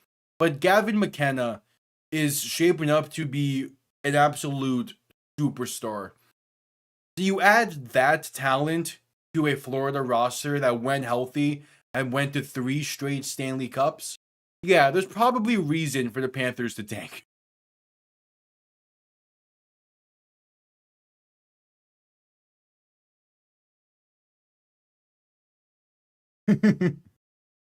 Yeah, I don't think you've sent it yet either.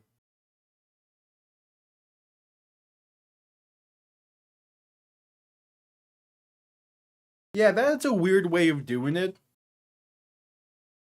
But also, when the league is as small as the PWHL is right now, it's fine.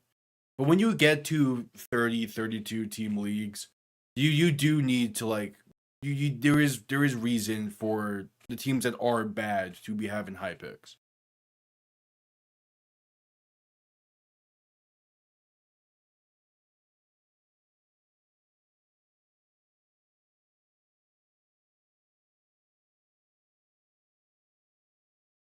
Obviously, like, with that comes tanking, but most teams begin tanking when they're already out of playoff contention. So at that point, the fans want to be tanking as well.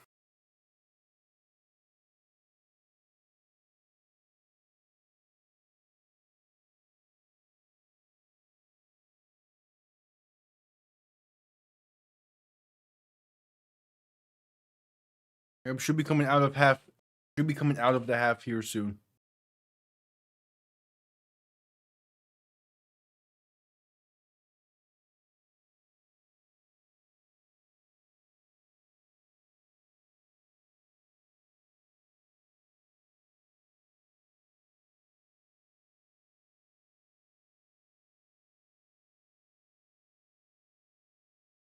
All right, at halftime.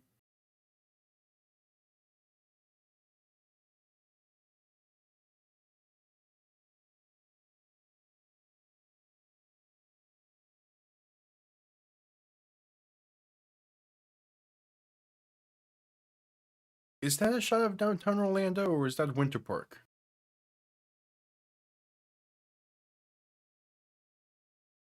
Can't quite tell.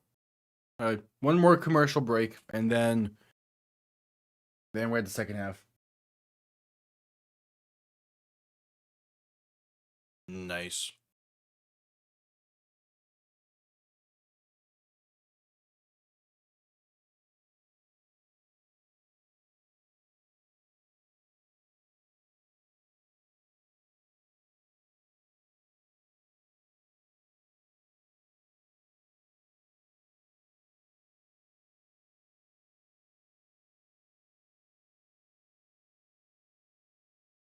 Yeah, that's great.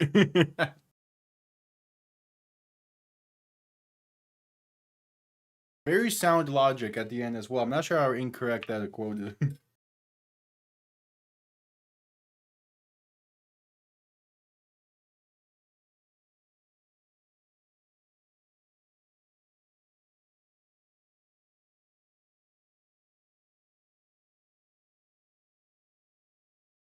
Yeah. Second half underway here soon. All right, real quick.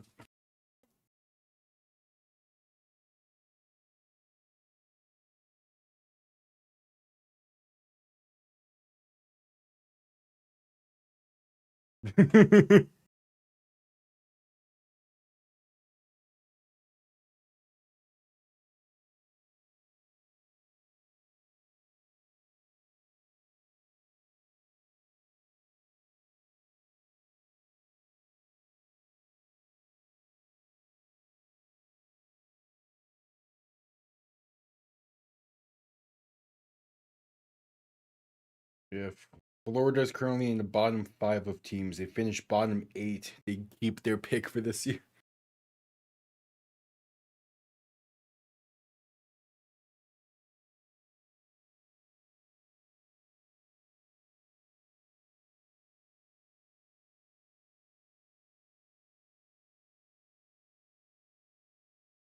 It's because like the MLB season just started, and I'm not massive into baseball, but at the same time, it is funny to see the Marlins be successful, even if it's only through 3 games right now.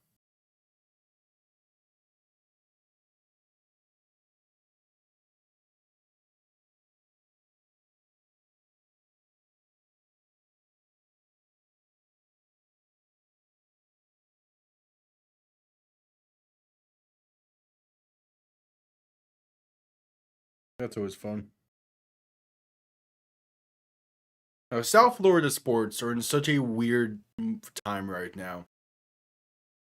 If you go back even 10 years, for 15 years, and tell South Florida sports fans the nature of all 4 teams, you're probably going to be looked at crazy. Aside from the Dolphins, but the other 3 you probably be looked at crazy.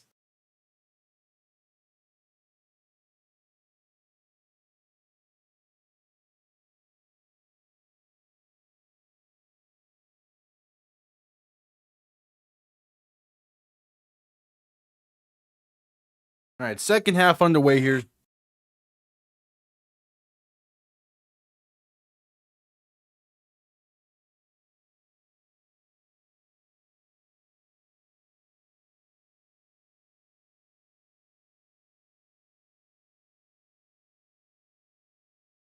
Yeah. The offensive line of Orlando has been struggling tonight. But even with that, they only have 2 sacks given up.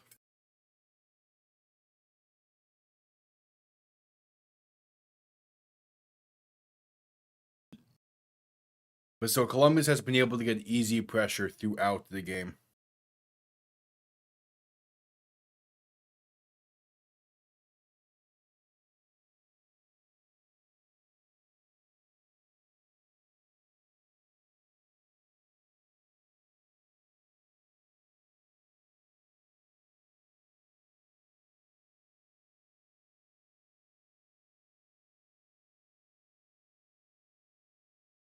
All right.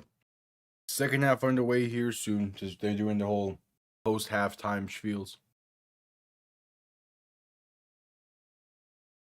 Columbus takes the field. Orlando takes the field. Second half kickoff underway here momentarily.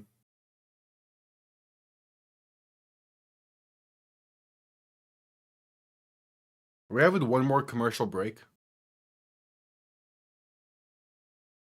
Yeah, one more commercial break. Okay.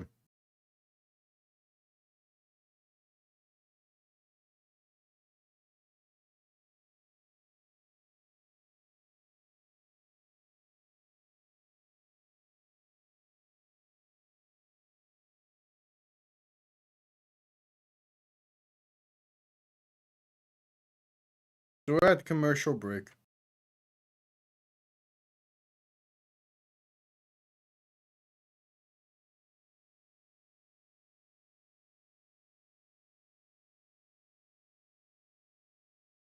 At commercial break.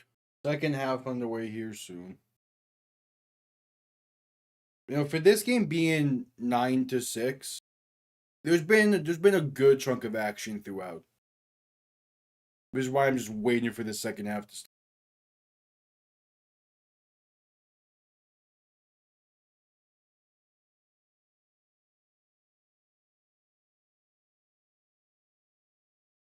All right, second half kickoff. The Storm get ball to begin the second half. It's been an up and down offensive game so far. A lot of it's due to the offensive line being up and down. But still, they find themselves in a pretty good spot. All right, and there's Mike Rapoli on. Oh, co-owner of the league talking. Got to hear this.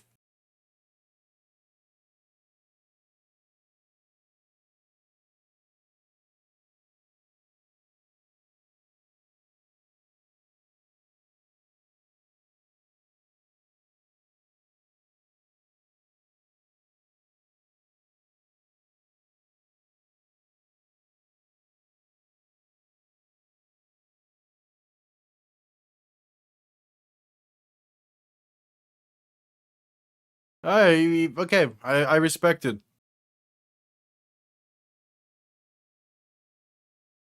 I like that even Mike Rapoli is like, we need to target Orlando a bit more attendance wise. And the idea, yeah, if you capitalize on that standing only section like DC was able to do, there's a chance. All right, second half kickoff underway. Going to be returned beginning. That bounces into the end zone actually for a touchback. Do I start from the 20? If they find a way to capitalize off that standing only section and get their own beer snake going, similar to what DC does.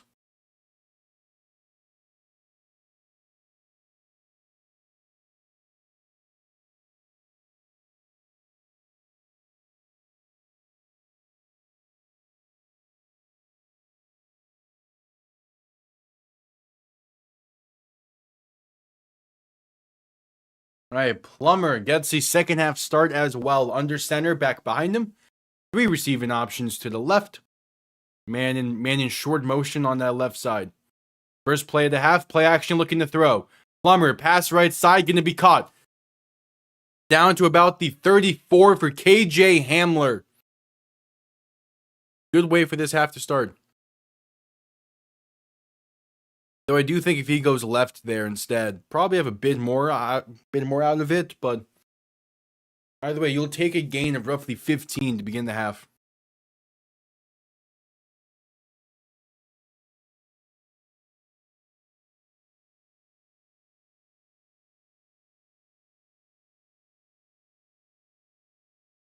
Plummer in shotgun back to his right, going to hand this off up the middle, and that is stuffed at the line for no gain. All right, Jay-Sean Corbin on the carry.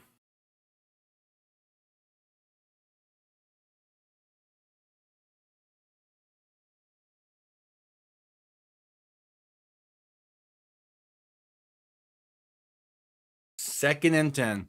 Plummer in shotgun back to his left. 2 receiving options to each side. Ball on their own 35. Man in motion right to left.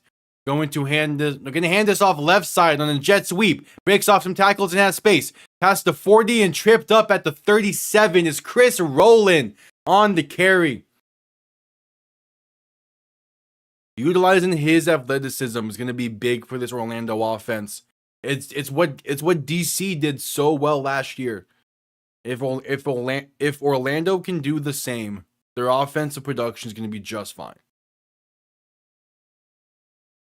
Plummer in shotgun back to his left. 3 receiving options to the left as well. Ball past midfield at the 37. Plummer to throw. Pass right side. Going to be caught. That is Elijah Badger on the reception. Gets up to about the 25, I think.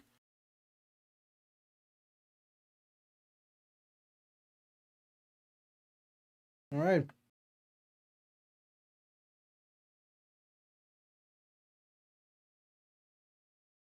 Go and hurry up. Plummer in shotgun. Pass right side is intercepted. There is a penalty. Face to run. Makes one man miss. Makes a second. Makes a third.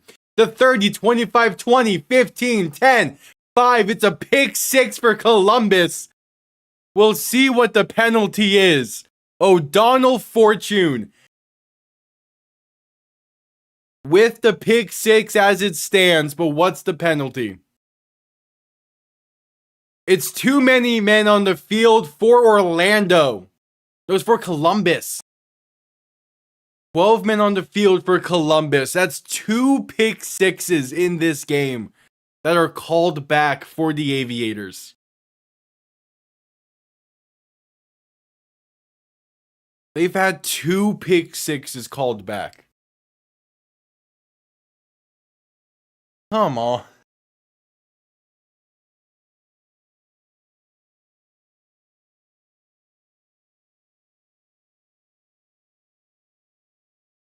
Yeah, the first one was called back due to an offsides. This one just now, the 12 men on the field. Yeah, it's 2 wasted opportunities for this Columbus defense. It has single-handedly kept Orlando in this game.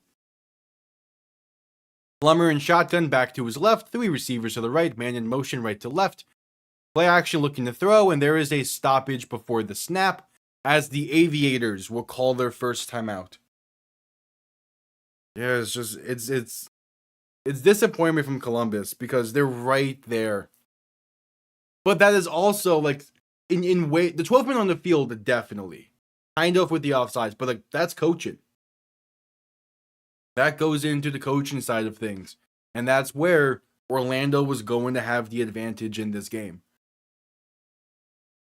Thus they lead by 3. Oh, so they put a camera on Anthony Becht on Anthony Becht's hat? Sure.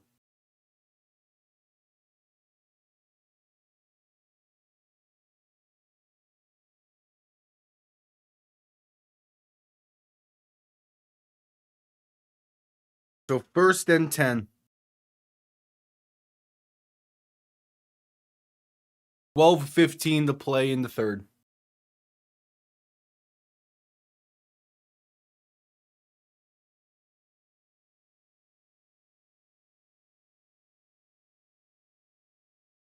Plummer in shotgun back to his right, 3 receivers to the right as well. Ball on the Columbus 24-yard line. Yes, they're moving well on this. Plummer gonna shovel this one right side, trying to find some space as KJ Hamler. Flipping field towards the left now. Past the 25, past the 20, and out of bounds near the 24. Or near the 19. They get something out of nothing there. He caught that ball about 5 yards behind the line of scrimmage. Was that a double pass? Wait, did they try to double pass there and it just not work? Somehow they got 5 out of that. Or ruling in the gain of 4. Either way, they got something there for what really should have been nothing. Plummer in shotgun back to his left. 2 receiving options to each side. Man in motion left to right. Get a quick throw left side that's caught with space. Inside the 15 and down to about the 12 is Chris Rowland.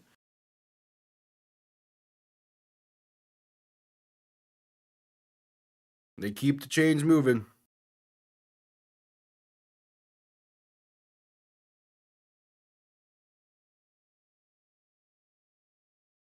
Plummer in shotgun back to his right. 3 receiving options to the right as well to give to Jayshon Corbin, and there's space along the left side. He is in. Jayshon Corbin, his 2nd of the night, puts Orlando up by 9. Just like that. Once again, a penalty to bring back a pick 6 leads to Orlando points.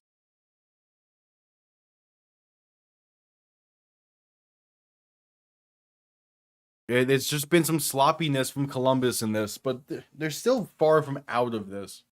They just have to clean things up.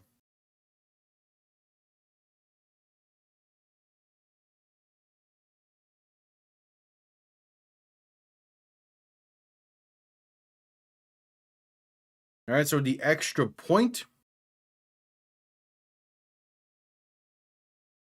put Orlando up by 10. Kick is up, and it is good.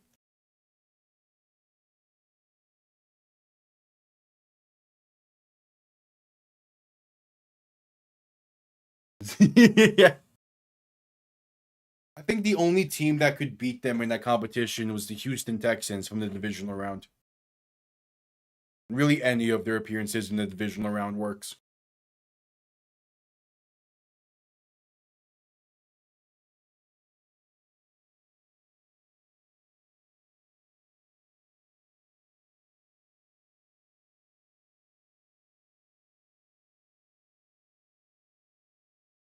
Yep, 11:02 to play in the third, and we go to commercial break.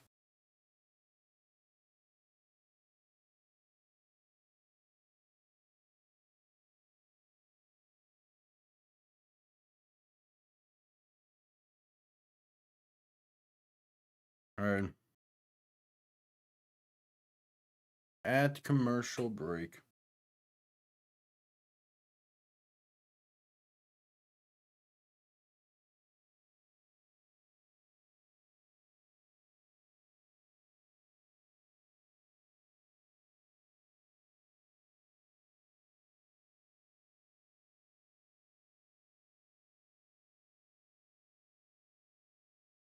All right, so first drive for Columbus of the half coming up next. They're gonna need one here. It's an offense they've had 3 straight drives inside the 25-yard line of Orlando. They just were not able to punch it in on any of them. But they're right there to scoring. They're so close.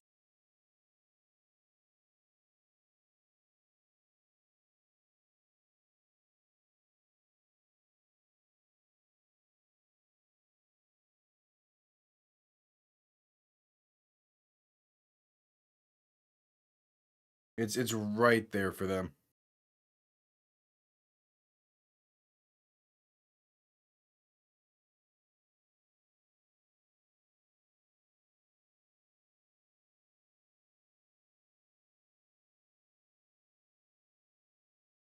We shall see.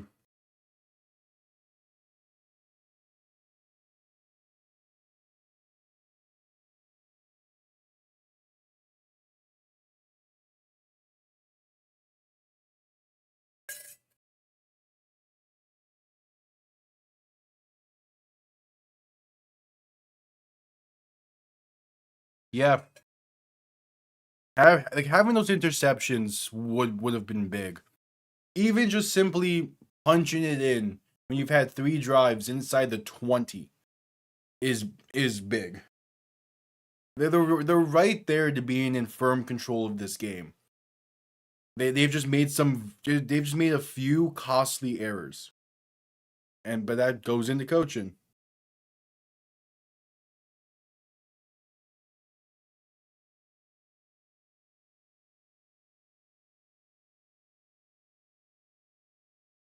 All right, just getting back from commercial break.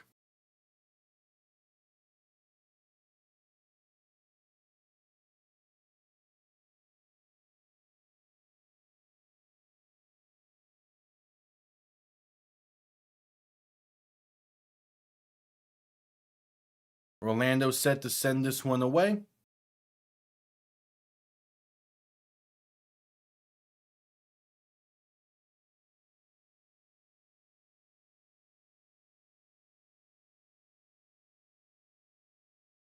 Kickoff going to be returned. No, that bounces before the landing zone. 12 men on the field has always been a penalty, but it's always been a live ball penalty. If it's offensive 12 men, then it calls the play dead. But if it's defensive, they let it run and then assess it afterwards.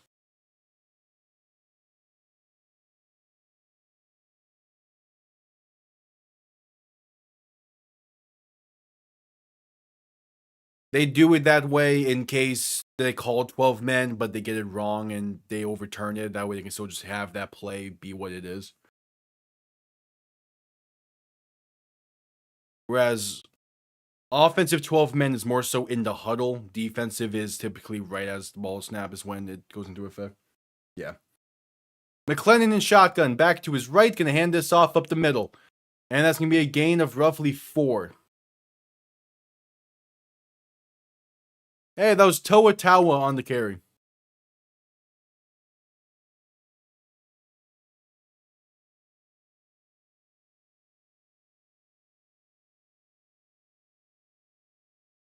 There you go, Todd Haley, the OC over in Columbus. God, those years he was the head coach in Kansas City, those were something. Those were the Matt Castle years. McClellan in shotgun, back to his left. 3 receivers to the right. 2nd and 6. Gonna give this to Tawa once again, but he's blown up behind the line. Stood no chance as Isaiah Mack is in the backfield quick. Wait, they have two defensive linemen. One Isaiah Bugs, one Isaiah Mack. That's gonna be fun. 3rd and roughly 9 coming up for Columbus. That's 3rd and 8, they're saying. McLennan in shotgun, back to his right. 3 receivers to the left. Going to look to throw. Pressure comes quick. McLennan stepping up. Avoids 1 sack. Trying to roll out left, but brought down at the 40. That drive stalled out quick. 3 and out for Columbus. What number was it? 90. It's Isaiah Mack once again in the backfield.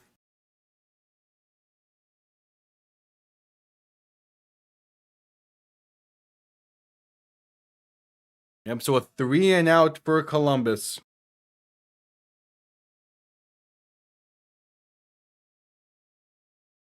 And it's the first punt of the night. Hell yeah. Punt comes off clean, but nearly blocked. Going to be returned beginning from the 7 and brought down at the 3. Terrible punt return. But great punt coverage. Orlando starting backed up deep in their own territory. KJ Hamler's their punt returner? Why?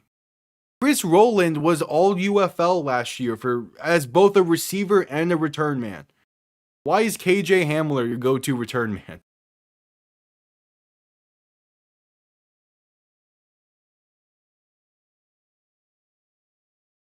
Oh well.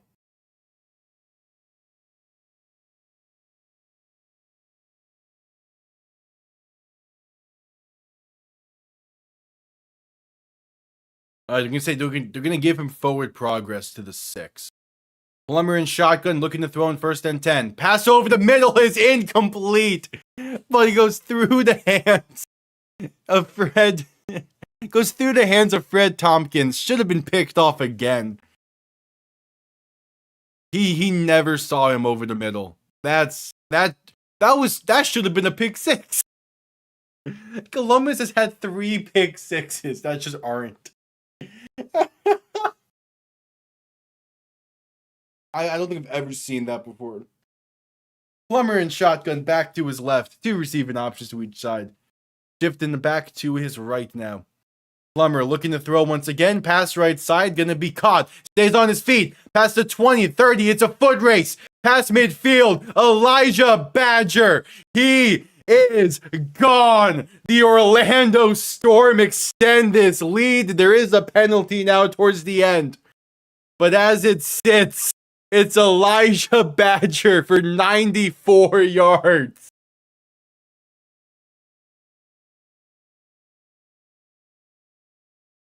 Either way, it's a massive gain if this is coming back.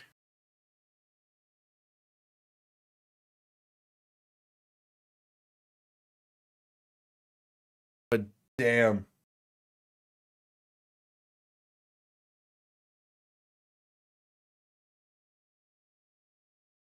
Yeah, it's against Orlando. Same block in the back.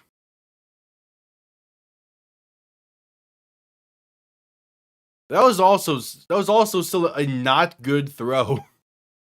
Great adjustment from Elijah Badger. And then he somehow stays on his feet and should have been able to take that to distance. The block in the back penalty is tough. Alright, it's going to put them on the Aviator 25-yard line. Plummer under center, back behind him. 2 receiving options to each side, and there will be a time. Oh, Orlando's challenging. Is Orlando challenging the block in the back?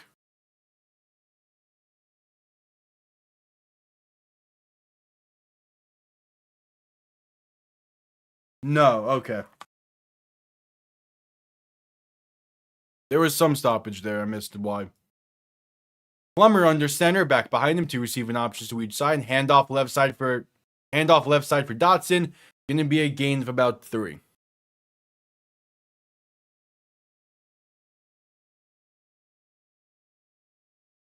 Yeah, it was just an unnecessary block in the back from Chris Rowland.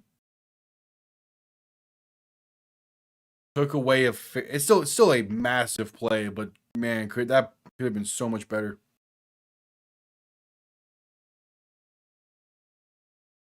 Plummer in shotgun, back to his left, 3 receivers to the right. 2nd and 8. Play clock winding down to get the snap off in time. Plummer gonna step up and take it himself. Gets past the 15 and slides down near the 14. All right.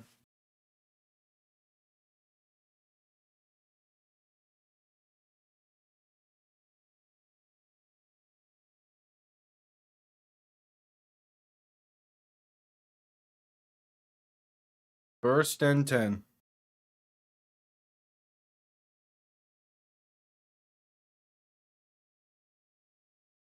.640 to play in the third. Plummer under center, back behind him. Gonna hand this off up the middle for Elijah Dotson in their space. In their space, it gets tripped up at the 5. These Russian lanes, they're there for Orlando. The offensive line is massively improved between first half to the second half.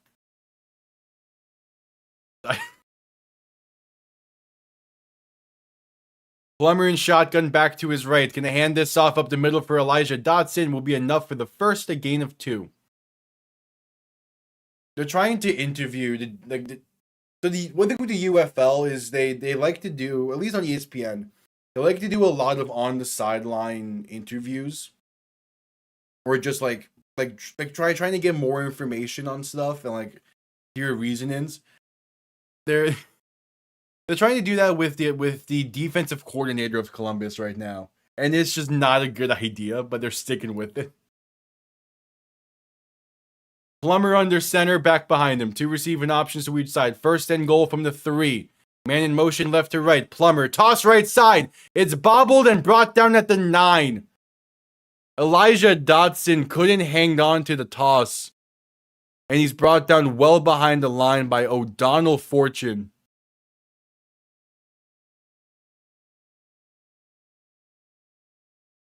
Cam Smith is also in the backfield there.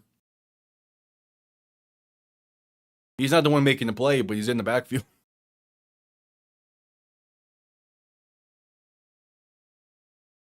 Second and goal from the 9.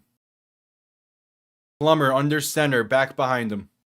2 receiving options to each side. Plummer, play action looking to throw. Rolling right. Passing right for the end zone. It's caught! Back of the end zone for Orlando. It's Chris Rowland. And they extend this lead to 16. Chris Rowland has picked up right where he left off last year. Great catch in the back of the end zone to keep his feet in bounds. Great throw from Jack Plummer. Places it beautifully over the top. And Orlando is starting to run away with this one.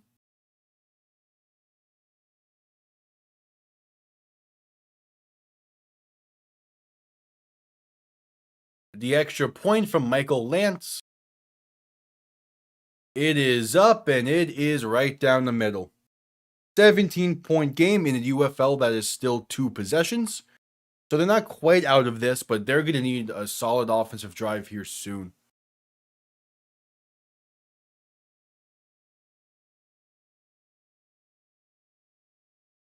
I mean, do you think about going to someone else?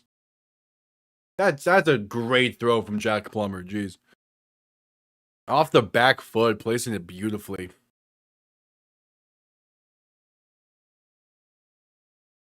I mean, the other quarterback for Columbus would be Jalen Morton, who played well for Birmingham last year. But I'm not sure how much of an improvement it would be.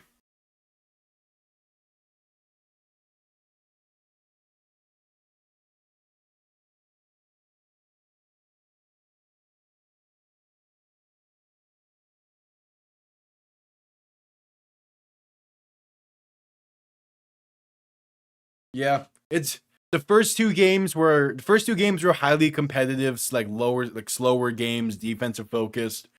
These past two have just been belt to ass. Which this one being like that sucks. 'Cause Columbus is a much better team than what they've shown today, I feel. Again, a big reason why it's like this is because they've just made minor mistakes that have really cost them. Houston was generally bad, but also they started the wrong quarterback, and I think they're gonna fix that for next week. But like it's something.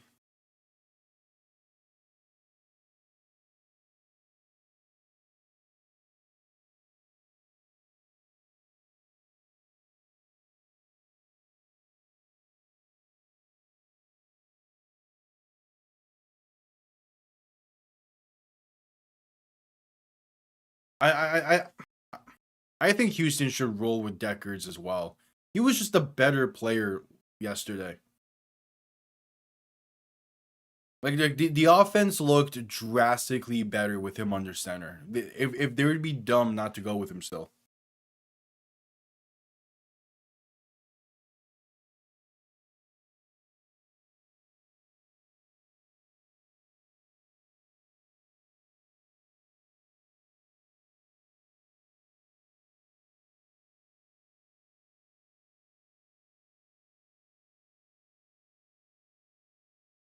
Yeah. It also would be funny if out of nowhere they truly leaned it a bit and just throw out Taulo Tagovailoa as the starter. With the idea of like, he's been on the roster for all of like 2 weeks. Let's take the gamble with him.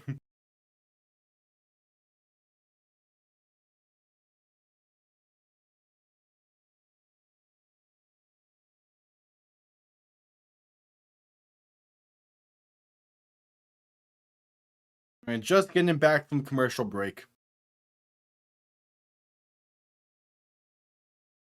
Yeah, I think that is just Winter Park they're showing. Wouldn't be surprised.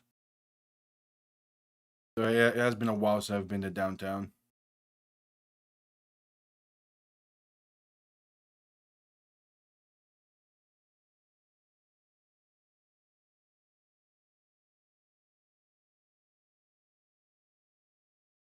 All right, Orlando set to send this one away.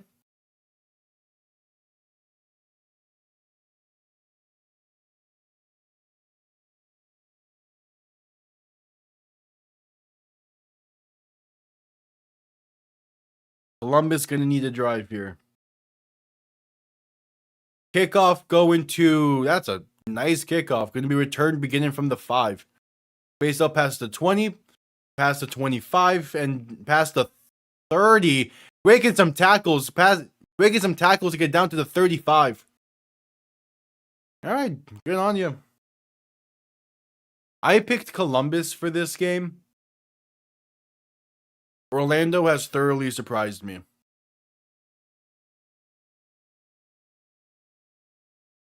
I think part of it is Columbus has made some really dumb mistakes, but still.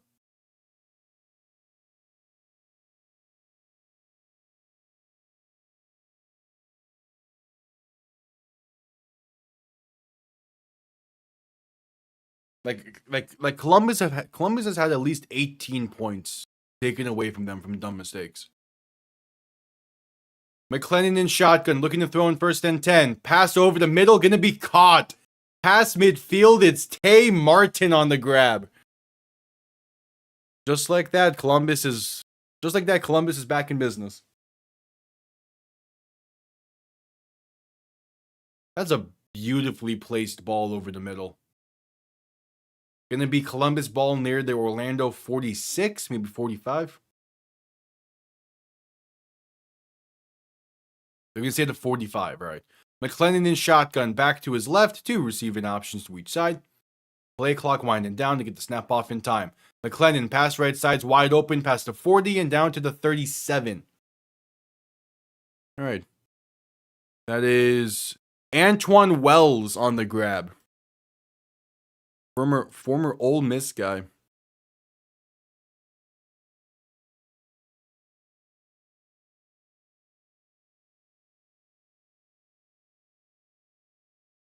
All right, McLennan in shotgun back to his right. 2nd and 3 from the Orlando 37.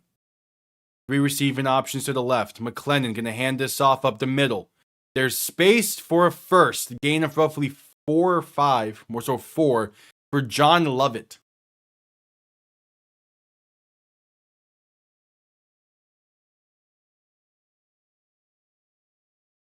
It very well could. McLennan under center, back behind him. Going to look to throw, play action. Dump off over the middle, and there's some confusion there between him and Lovett. Lovett thought it was going to someone behind him, but no one was there. 2nd down coming up.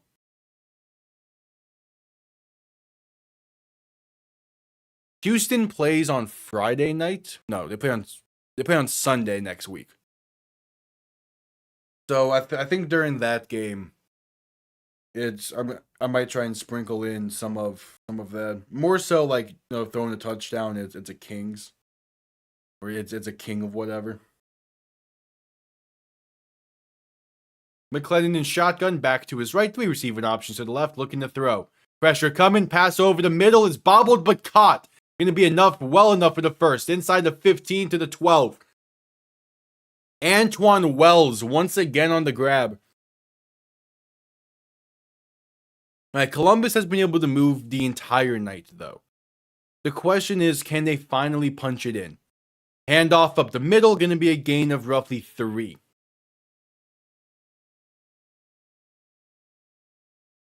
I will say, though, Houston plays Birmingham next week, and for their home opener, that's going to be a very interesting game.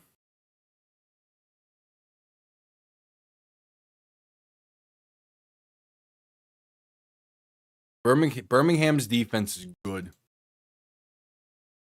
McLennan alone in shotgun, 3 receiving options to the right, 2 to the left. Making some adjustments at the line. Ball on the Orlando 10-yard line. McLennan looking to throw.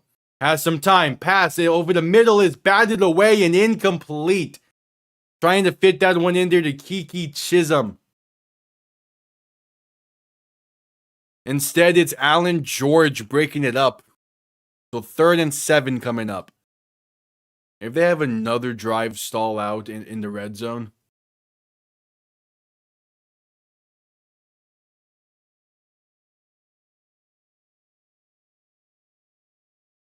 "50 seconds remain in the third. McLennan alone in shotgun. 3 receivers to the right, 2 to the left. McLennan to throw. Pressure coming, trying to step up. The ball's loose, but Columbus falls on it. Back at the 15, it's Chris Garrett into the backfield. And the drive stalls out once again inside the red zone. And that might be the final play of the third quarter as well. I mean, you're down by 17. You think you kind of have to go for it. Like, yeah, that's 2 possessions, but like, I don't know. Now, out comes the field goal unit. We'll go to a commercial break first for the end of the third quarter. But Columbus, with a 4th drive that stalled out inside the red zone, we're going to be looking to make this a 14-point game when we get back from commercial break.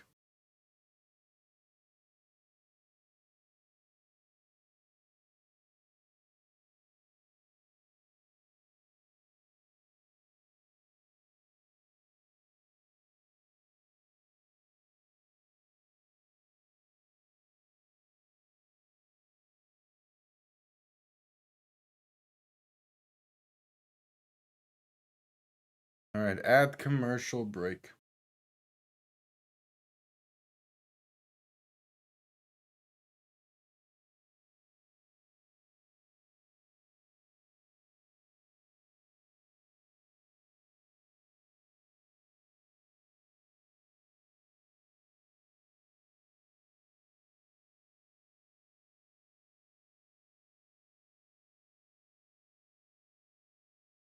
At commercial break.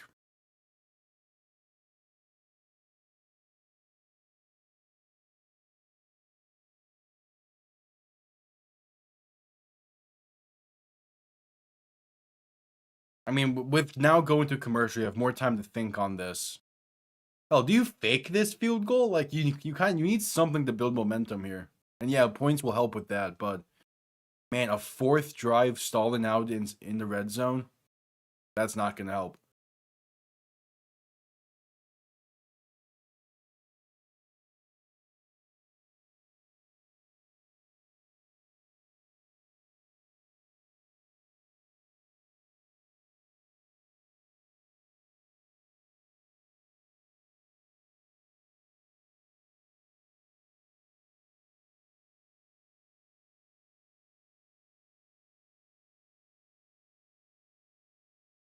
All right, add commercial break.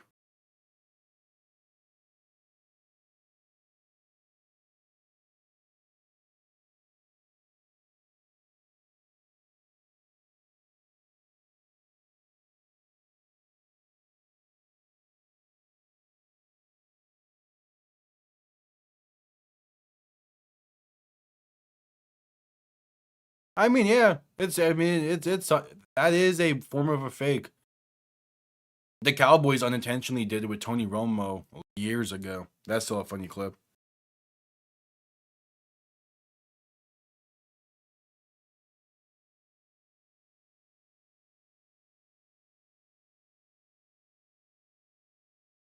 All right, just coming back from commercial break.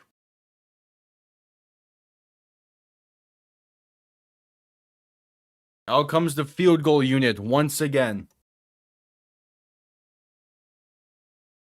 to bring this to a 14-point game.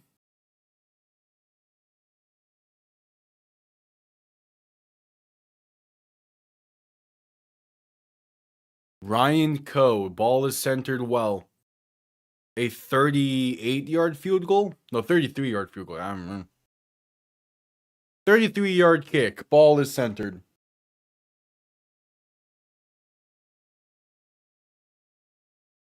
It is also 4th and 12, so kick is up, and it is good. All right, they got points. About time. It's been a while. But now can the defense step up again? And really for the first time this half.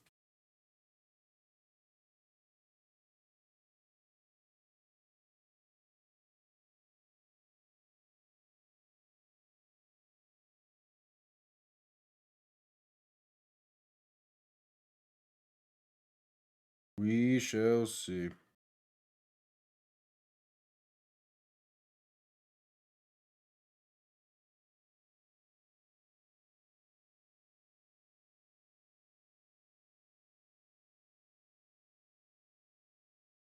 Waiting for the kickoff now.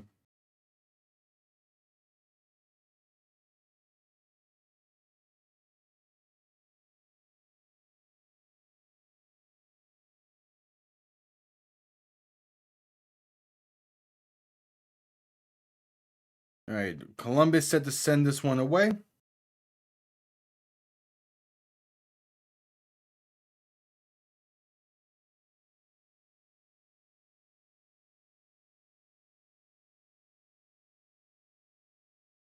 I assume Chris Rowland's part of the people back there to return. There's Jayshon Corbin back to return. As the wind is knocking the ball off the tee. Nice.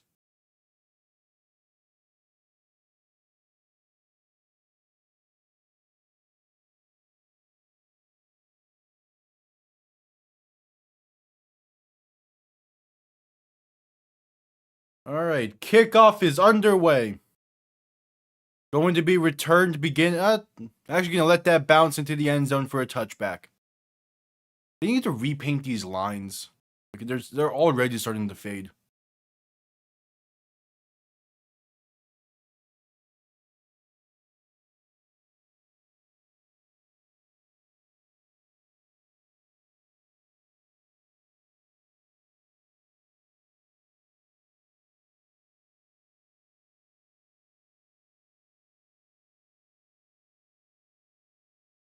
All right, 1st and 10 for Orlando, trying to put this game away.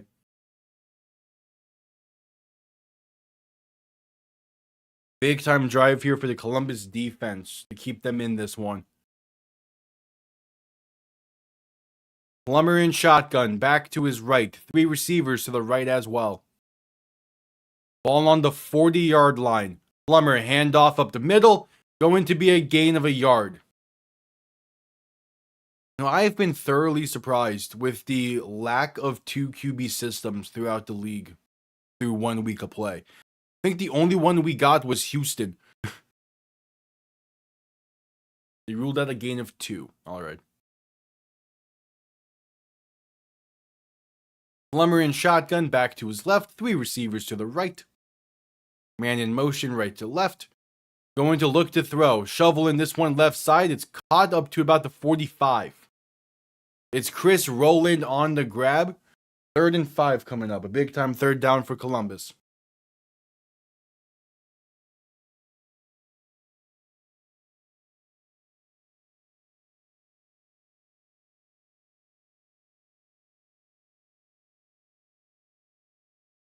Third and 5. Plummer in shotgun. Back to his left. 2 receiving options to each side. Midfield is aligned to gain. Play clock winding down at 5 seconds. Plummer still making adjustments. Play clock at 1 to get the snap off in time. Plummer to throw. Has some time, trying to step up. Now rolling left and sacked. Back at their own 38. The pressure for Columbus gets home once again. First time this half they're getting home with it though. As it's Kenny Wilkes getting the sack there. Alongside Michael Lawson. I so want to say Kenny Wilkins, but there's no N. The 4th sack of the night for Columbus, and Orlando will punt.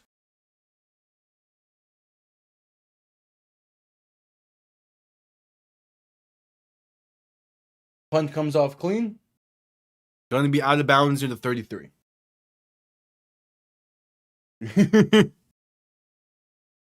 Again, I would be surprised if they don't start Deckers next week. It would be coach and malpractice.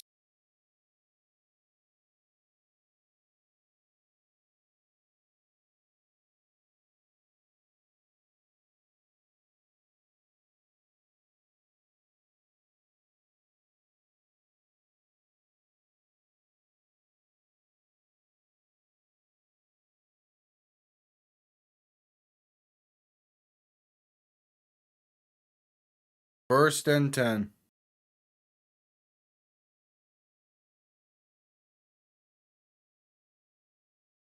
McLennan in shotgun, back to his left. 2 receiving options to each side. Man in motion, right to left. McLennan looking to throw. Pass left side for a receiver. Screen's going to have space past the 40 to about the 42 for Tay Martin. Yeah, it makes too much sense for Deckers to be the starter next week. It makes too much sense.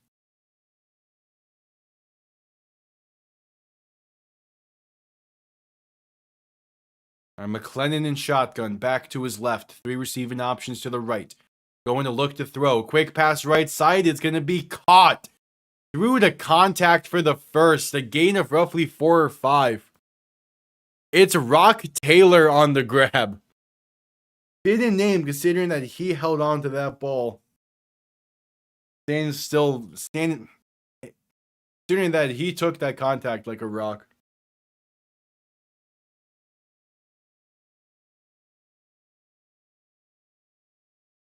McLennan in shotgun, back to his right, looking to throw in 1st and 10. Has some time, pass left side, back shoulder. Does he get his feet in? They're saying no, incomplete. Looking for Rock Taylor once again.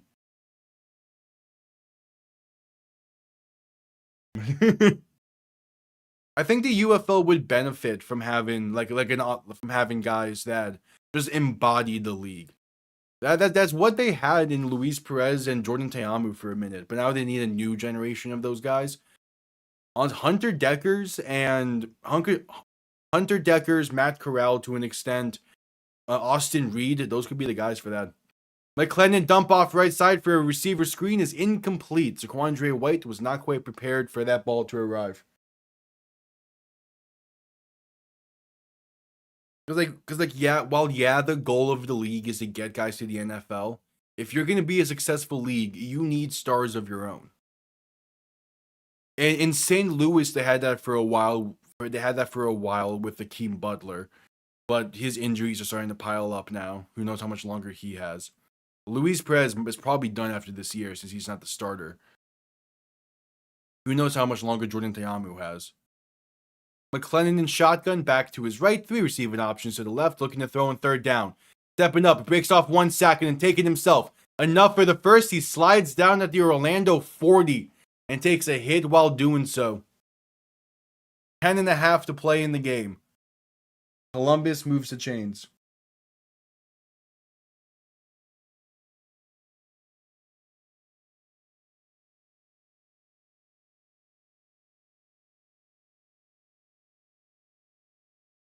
McClendon in shotgun, back to his left. 3 receiving options to the right. Looking to throw once again. Pressure comes quick. Pass left side is just out of reach for diving Antoine Wells. No, it's Alaziz Mack. I'm looking at the wrong team there.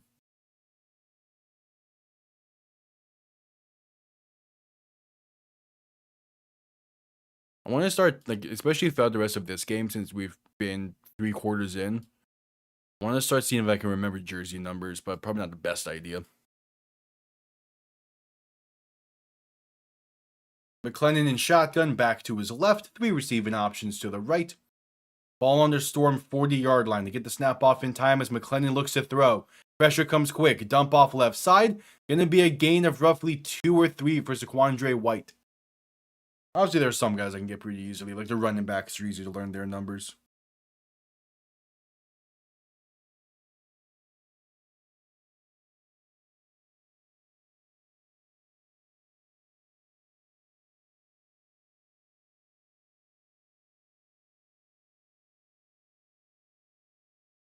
Third and 7.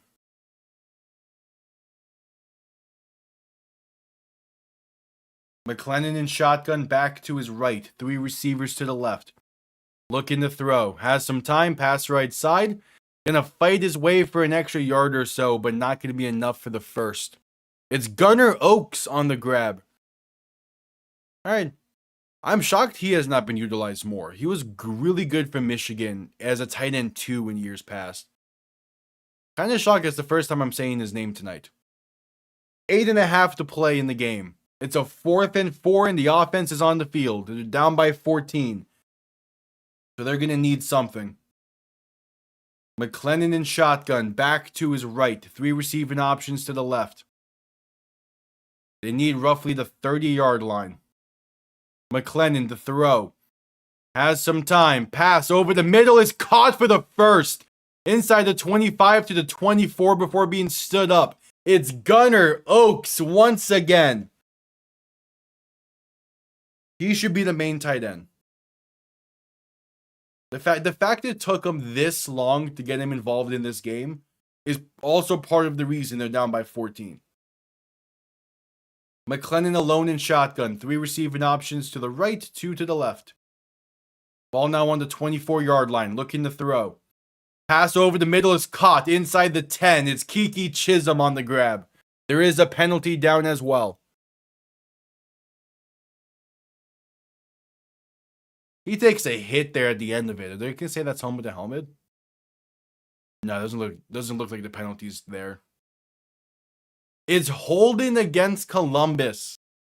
Gonna push them back. 7.5 to play in the game.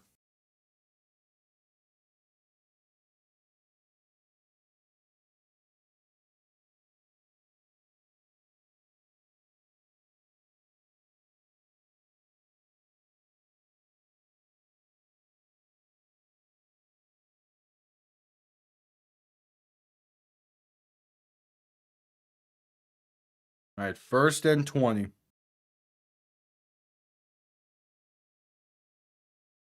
McClendon in shotgun, looking to throw. Gonna step up. Pass right side is caught with plenty of space. Down to about the 15 for Tay Martin. All right. That's going to be a gain of roughly 19. Yeah, Columbus has gotten in their way so much tonight. It makes me feel similar to Louisville after their game. We're like, I still feel good about them, but man, it's tough. Handoff up the middle going to be enough for the first, a gain of 2, and that's Toa Taua on the carry. Another player that they probably should have gotten more involved in this game, but they got down. No, they didn't really get down early. Why was Toa Taua not involved in this game a lot more? He's a fantastic power back.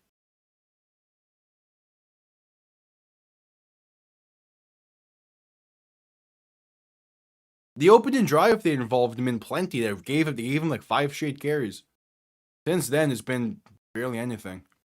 McClendon in shotgun, looking to throw in 1st and 10. Has some time. Dump off left side for Taua. Has space inside the 10, fighting his way inside the 5 to the 2. See? There's a reason that Toa Taua and Gunnar Oaks were key pieces to a championship appearance team. Use them. McClendon in shotgun, back to his right. 3 receiving options to the right as well. Gonna give this up the middle for Jaquandre White, and the Aviators have their first touchdown in team history. They cut into this, making it back to a 1-score game with 5:29 to play. About time they put a full drive together. It took them long enough. Like, it's so there for them.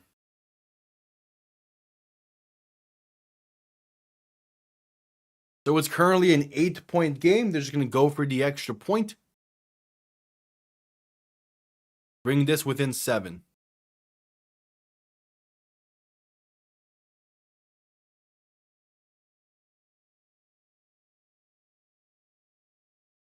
Ryan Coe from 33 yards out. The extra point is up. And it is good. Sneaks past that left upright. All right, we have a game. 5:29 to play. Gonna come down to the very end. Well, yeah, this is the first year of the Columbus Aviators. It's the whole case of like technically last year they were the Michigan Panthers, but they don't have the history of the Michigan Panthers. So this is their first year of existence. Because what they're probably going to do in 2028, when the Michigan Panthers return, is they're going to give them that history back. It was the same case with Louisville and Orlando, where like, yeah, this is their first year in existence technically. It's just for those teams. I don't know. They scored too quickly for me to want to make an emphasis on it.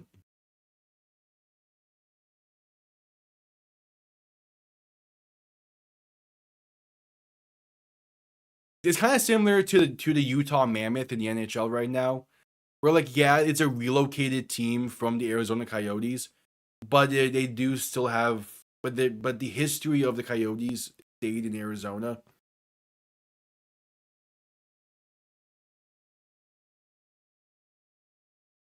Yeah.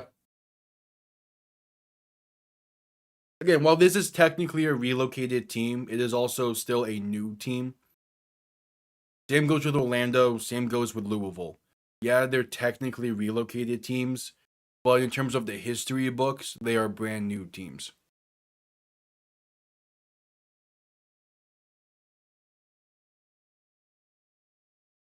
History books and record books. Yeah. Large part of it is they still want the option to bring back those other teams if they want to. Mainly Michigan. So co-owner Mike Rapoli has been very open about wanting to expand the league at some point. With the idea he keeps saying is 2 new teams by 2028. Conveniently, Michigan is opening the new MLS stadium next year in 2027. So the Michigan Panthers are going to be back if the league makes it to 2028. So you want that team's history to still be there. Now, for the other two teams, San Antonio and Memphis, who knows with them? So that's a wait and see type of thing. Kind of the same thing, because now that the NBA is potentially bringing the team back, now that the NBA is bringing the team back to Seattle, all of the Supersonics history that are currently with the OKC Thunder are going to be brought back to Seattle.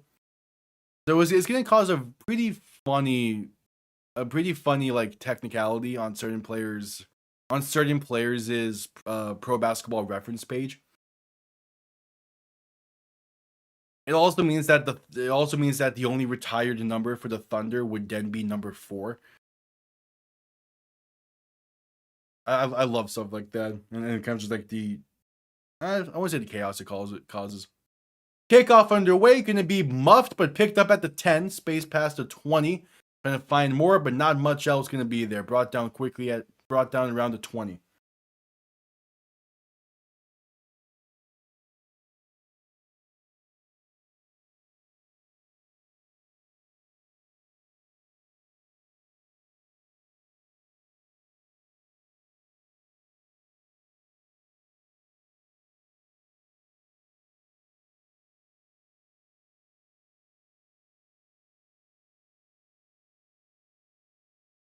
All right, Plummer under center.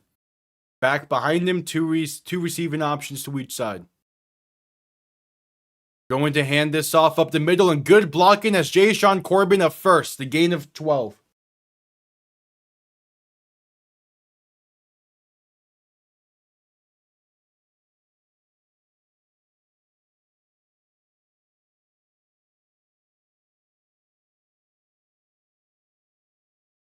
First and 10. And we have a stoppage with 5:05 to play. There is an Aviator slow to get up.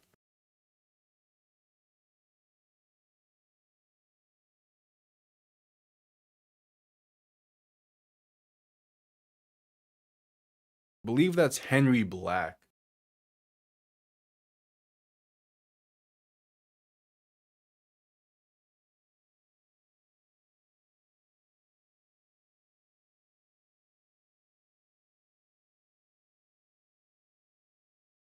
We have injury timeout.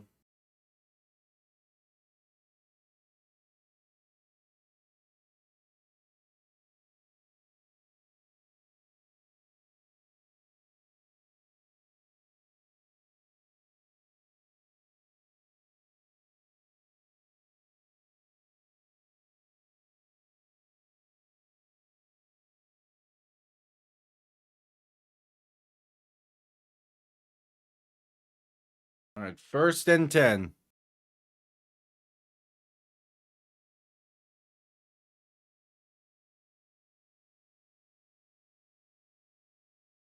$5:05 to play.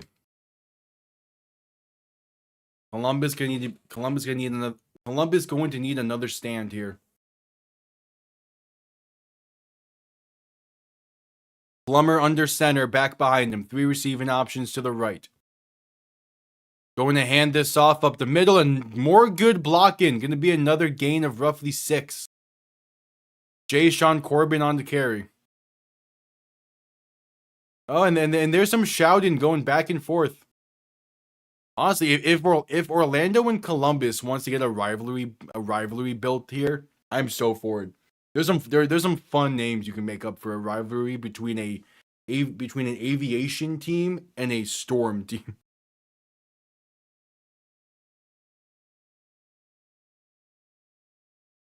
I think they play each other once more this year. I might not yet. I had to play each other in a few weeks, right?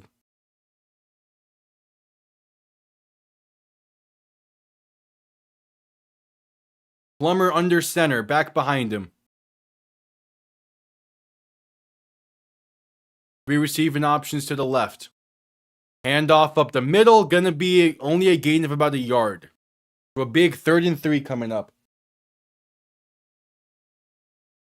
I believe these teams play each other again. If not, kind of a wasted opportunity.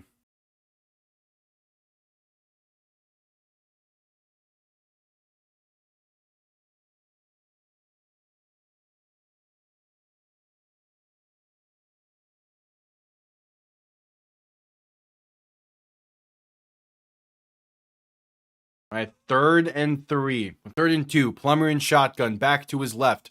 3 receiving options to the left as well. The handoff up the middle. Not going to be enough for the first. The Aviators stand tall. With 3 minutes to play in the game, they're going to give their offense a chance. These two teams really don't play each other again? Wasted opportunity from the league. Columbus calls their second timeout. And we go to a commercial break.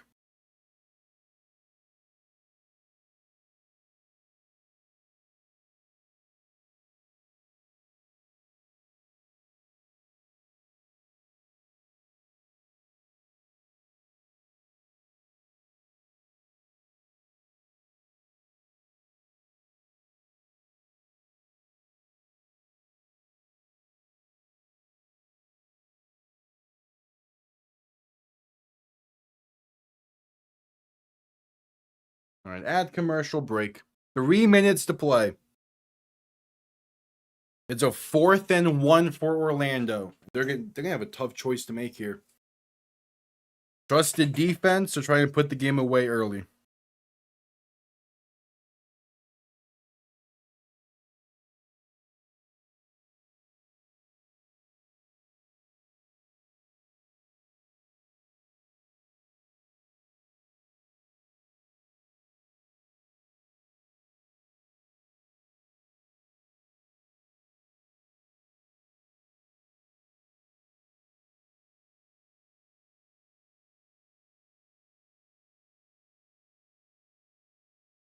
All right, add commercial break.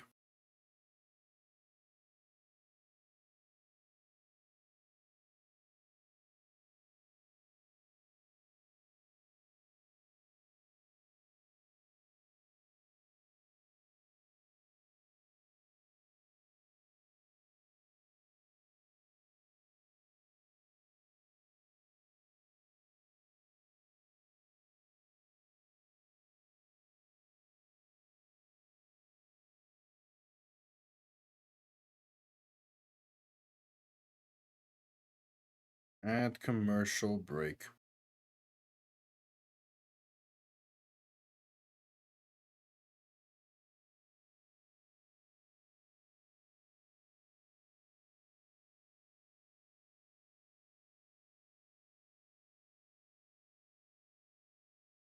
Three minutes to go in this. Aviators just called their second timeout. Week 2 begins Friday night. Is the Defenders taking on this Aviators team in Columbus for their home opener? That's going to be a fun game to see how they show out in Columbus. The Storm will be seen once again next Saturday as to take on the Kings right back here in Orlando. Sunday has the Stallions taking on the Gamblers. And then week 2 wraps up on Tuesday night for the Battlehawks and Renegades. You can get some Tuesday football action. It's going to be fun. Offense is on the field for Orlando. Plummer alone in shotgun. 3 receivers to the left, 2 to the right. A 4th and inches. Plummer making some adjustments at the line. Now going under center. There's the QB sneak and there's the first. Gets a gain of 4 out of it. And Orlando now just needs to focus on killing some clock. It would have been. I mean, there's still technically a chance if they can just get the right bounces, but man, they should have been in so much more control of this game.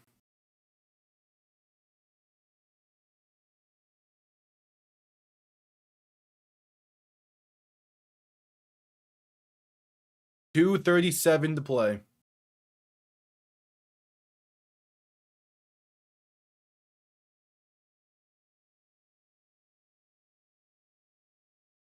There's a stoppage. What for? I mean, I guess the logic is, yeah, if that is going to be like borderline the game. You're gonna need to figure out a challenge here to try and make sure you can find a way to get the ball back.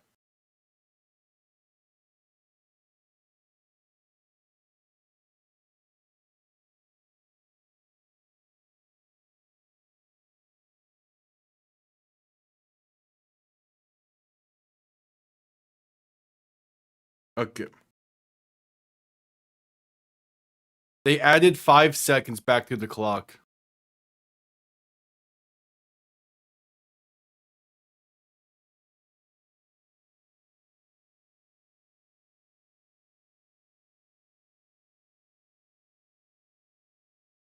All right, 2:42 to play.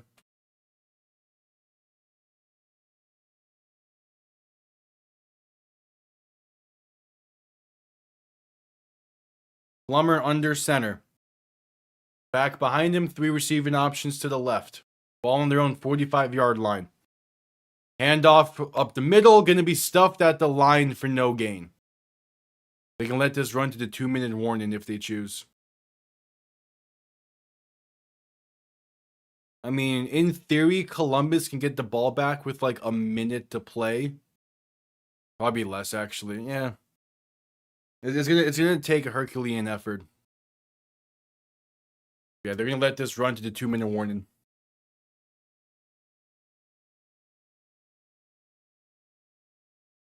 All right, 2 minutes to play from Orlando.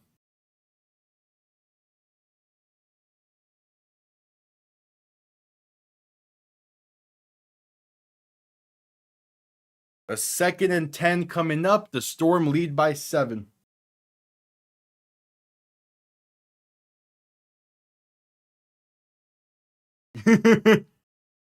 Nah, I mean, hey, scoop and score scoop and score is well on the table here. As we head to a commercial break.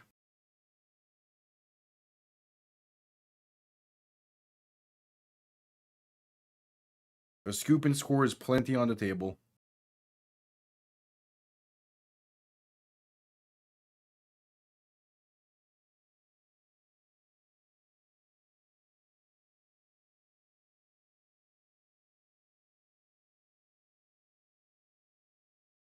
And commercial break.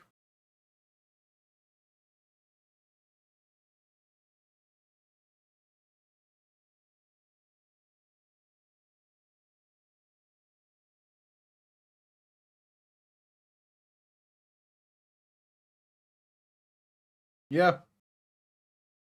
The crown knows who it wants to be with.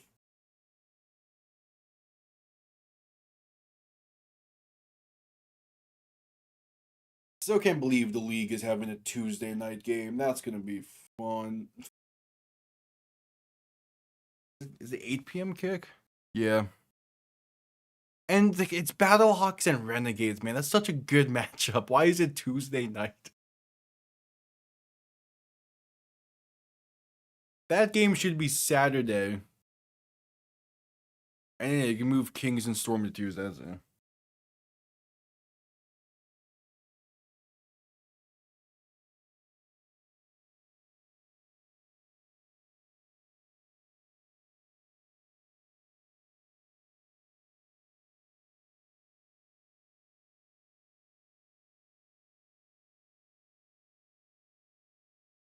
All right, add commercial break.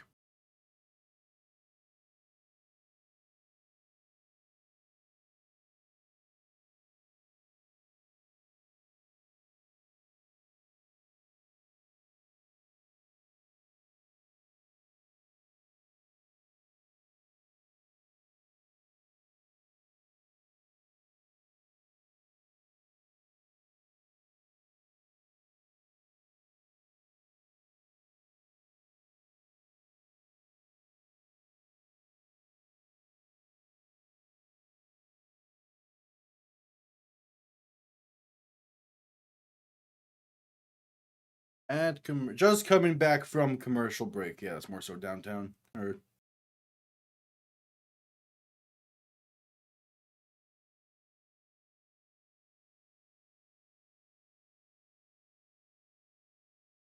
2nd and 10.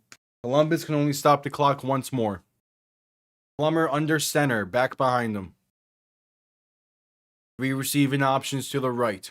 A first down will end the game. Ball on their own 45.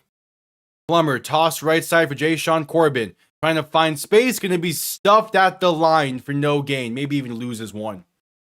And there's the final timeout for Columbus.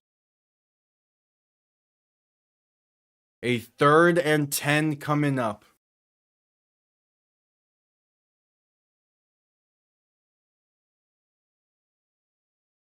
Wait, clock stopped at 150. Yeah, there they go. ESPN took a minute to show the timeout.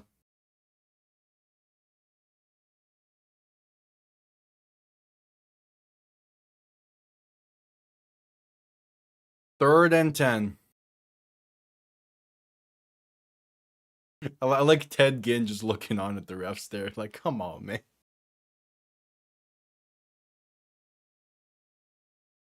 He also needs to put that hat on better.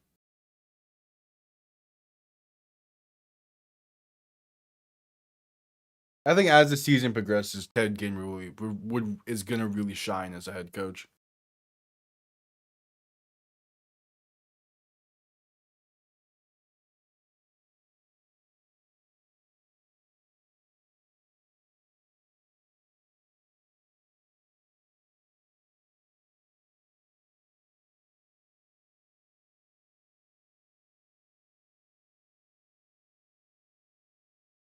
All right, 3rd and 10. Plummer under center, back behind him. 2 receiving options to each side, and there's a kneel down. Not taking any chances at a fumble. Throughout comes the punting unit. Columbus will have a chance. Depending on the return, we'll see how big of a chance they have, but they're going to have a chance. Orlando can wait till 1:13 left on the clock before punting this one away.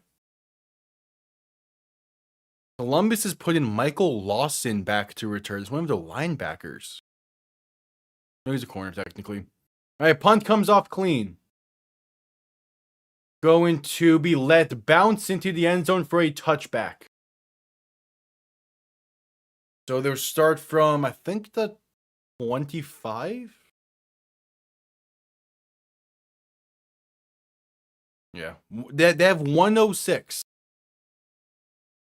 106 is plenty of time.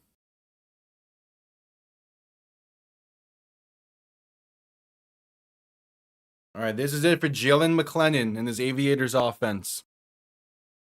A game that they should be in much more control of. But they've been shooting themselves in the foot the entire night. They're going to have one final chance. Yeah, ball on the 25. Have to go 75 yards. McClellan in shotgun, back to his right. 3 receiving options to the right as well. Going to look to throw. Has some time, dump off right side. Is caught with space past the 30. And it's Kiki Chisholm down to about the 35. So a gain of 10, you have to go hurry up. 55 seconds remain. The clock does stop briefly as they got the first. It is college clock rules here. McClellan in shotgun, back to his right. 3 receiving options to the left. 50 seconds remain now. McClellan to throw. Dump off right side. It's caught by Toatawa, and he gets out of bounds after a brief gain of about 43 seconds remain. Just over 60 yards is needed. Actually, that was only a gain of 2. That looked a lot more. Okay.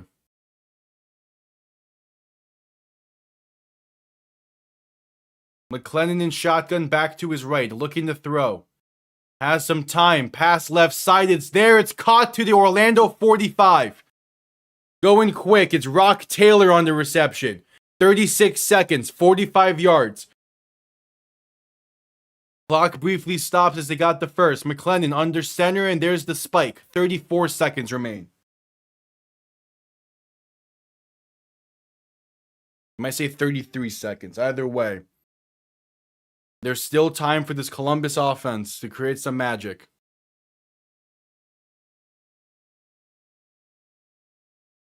McLennan in shotgun, back to his right. 2 receiving options to each side.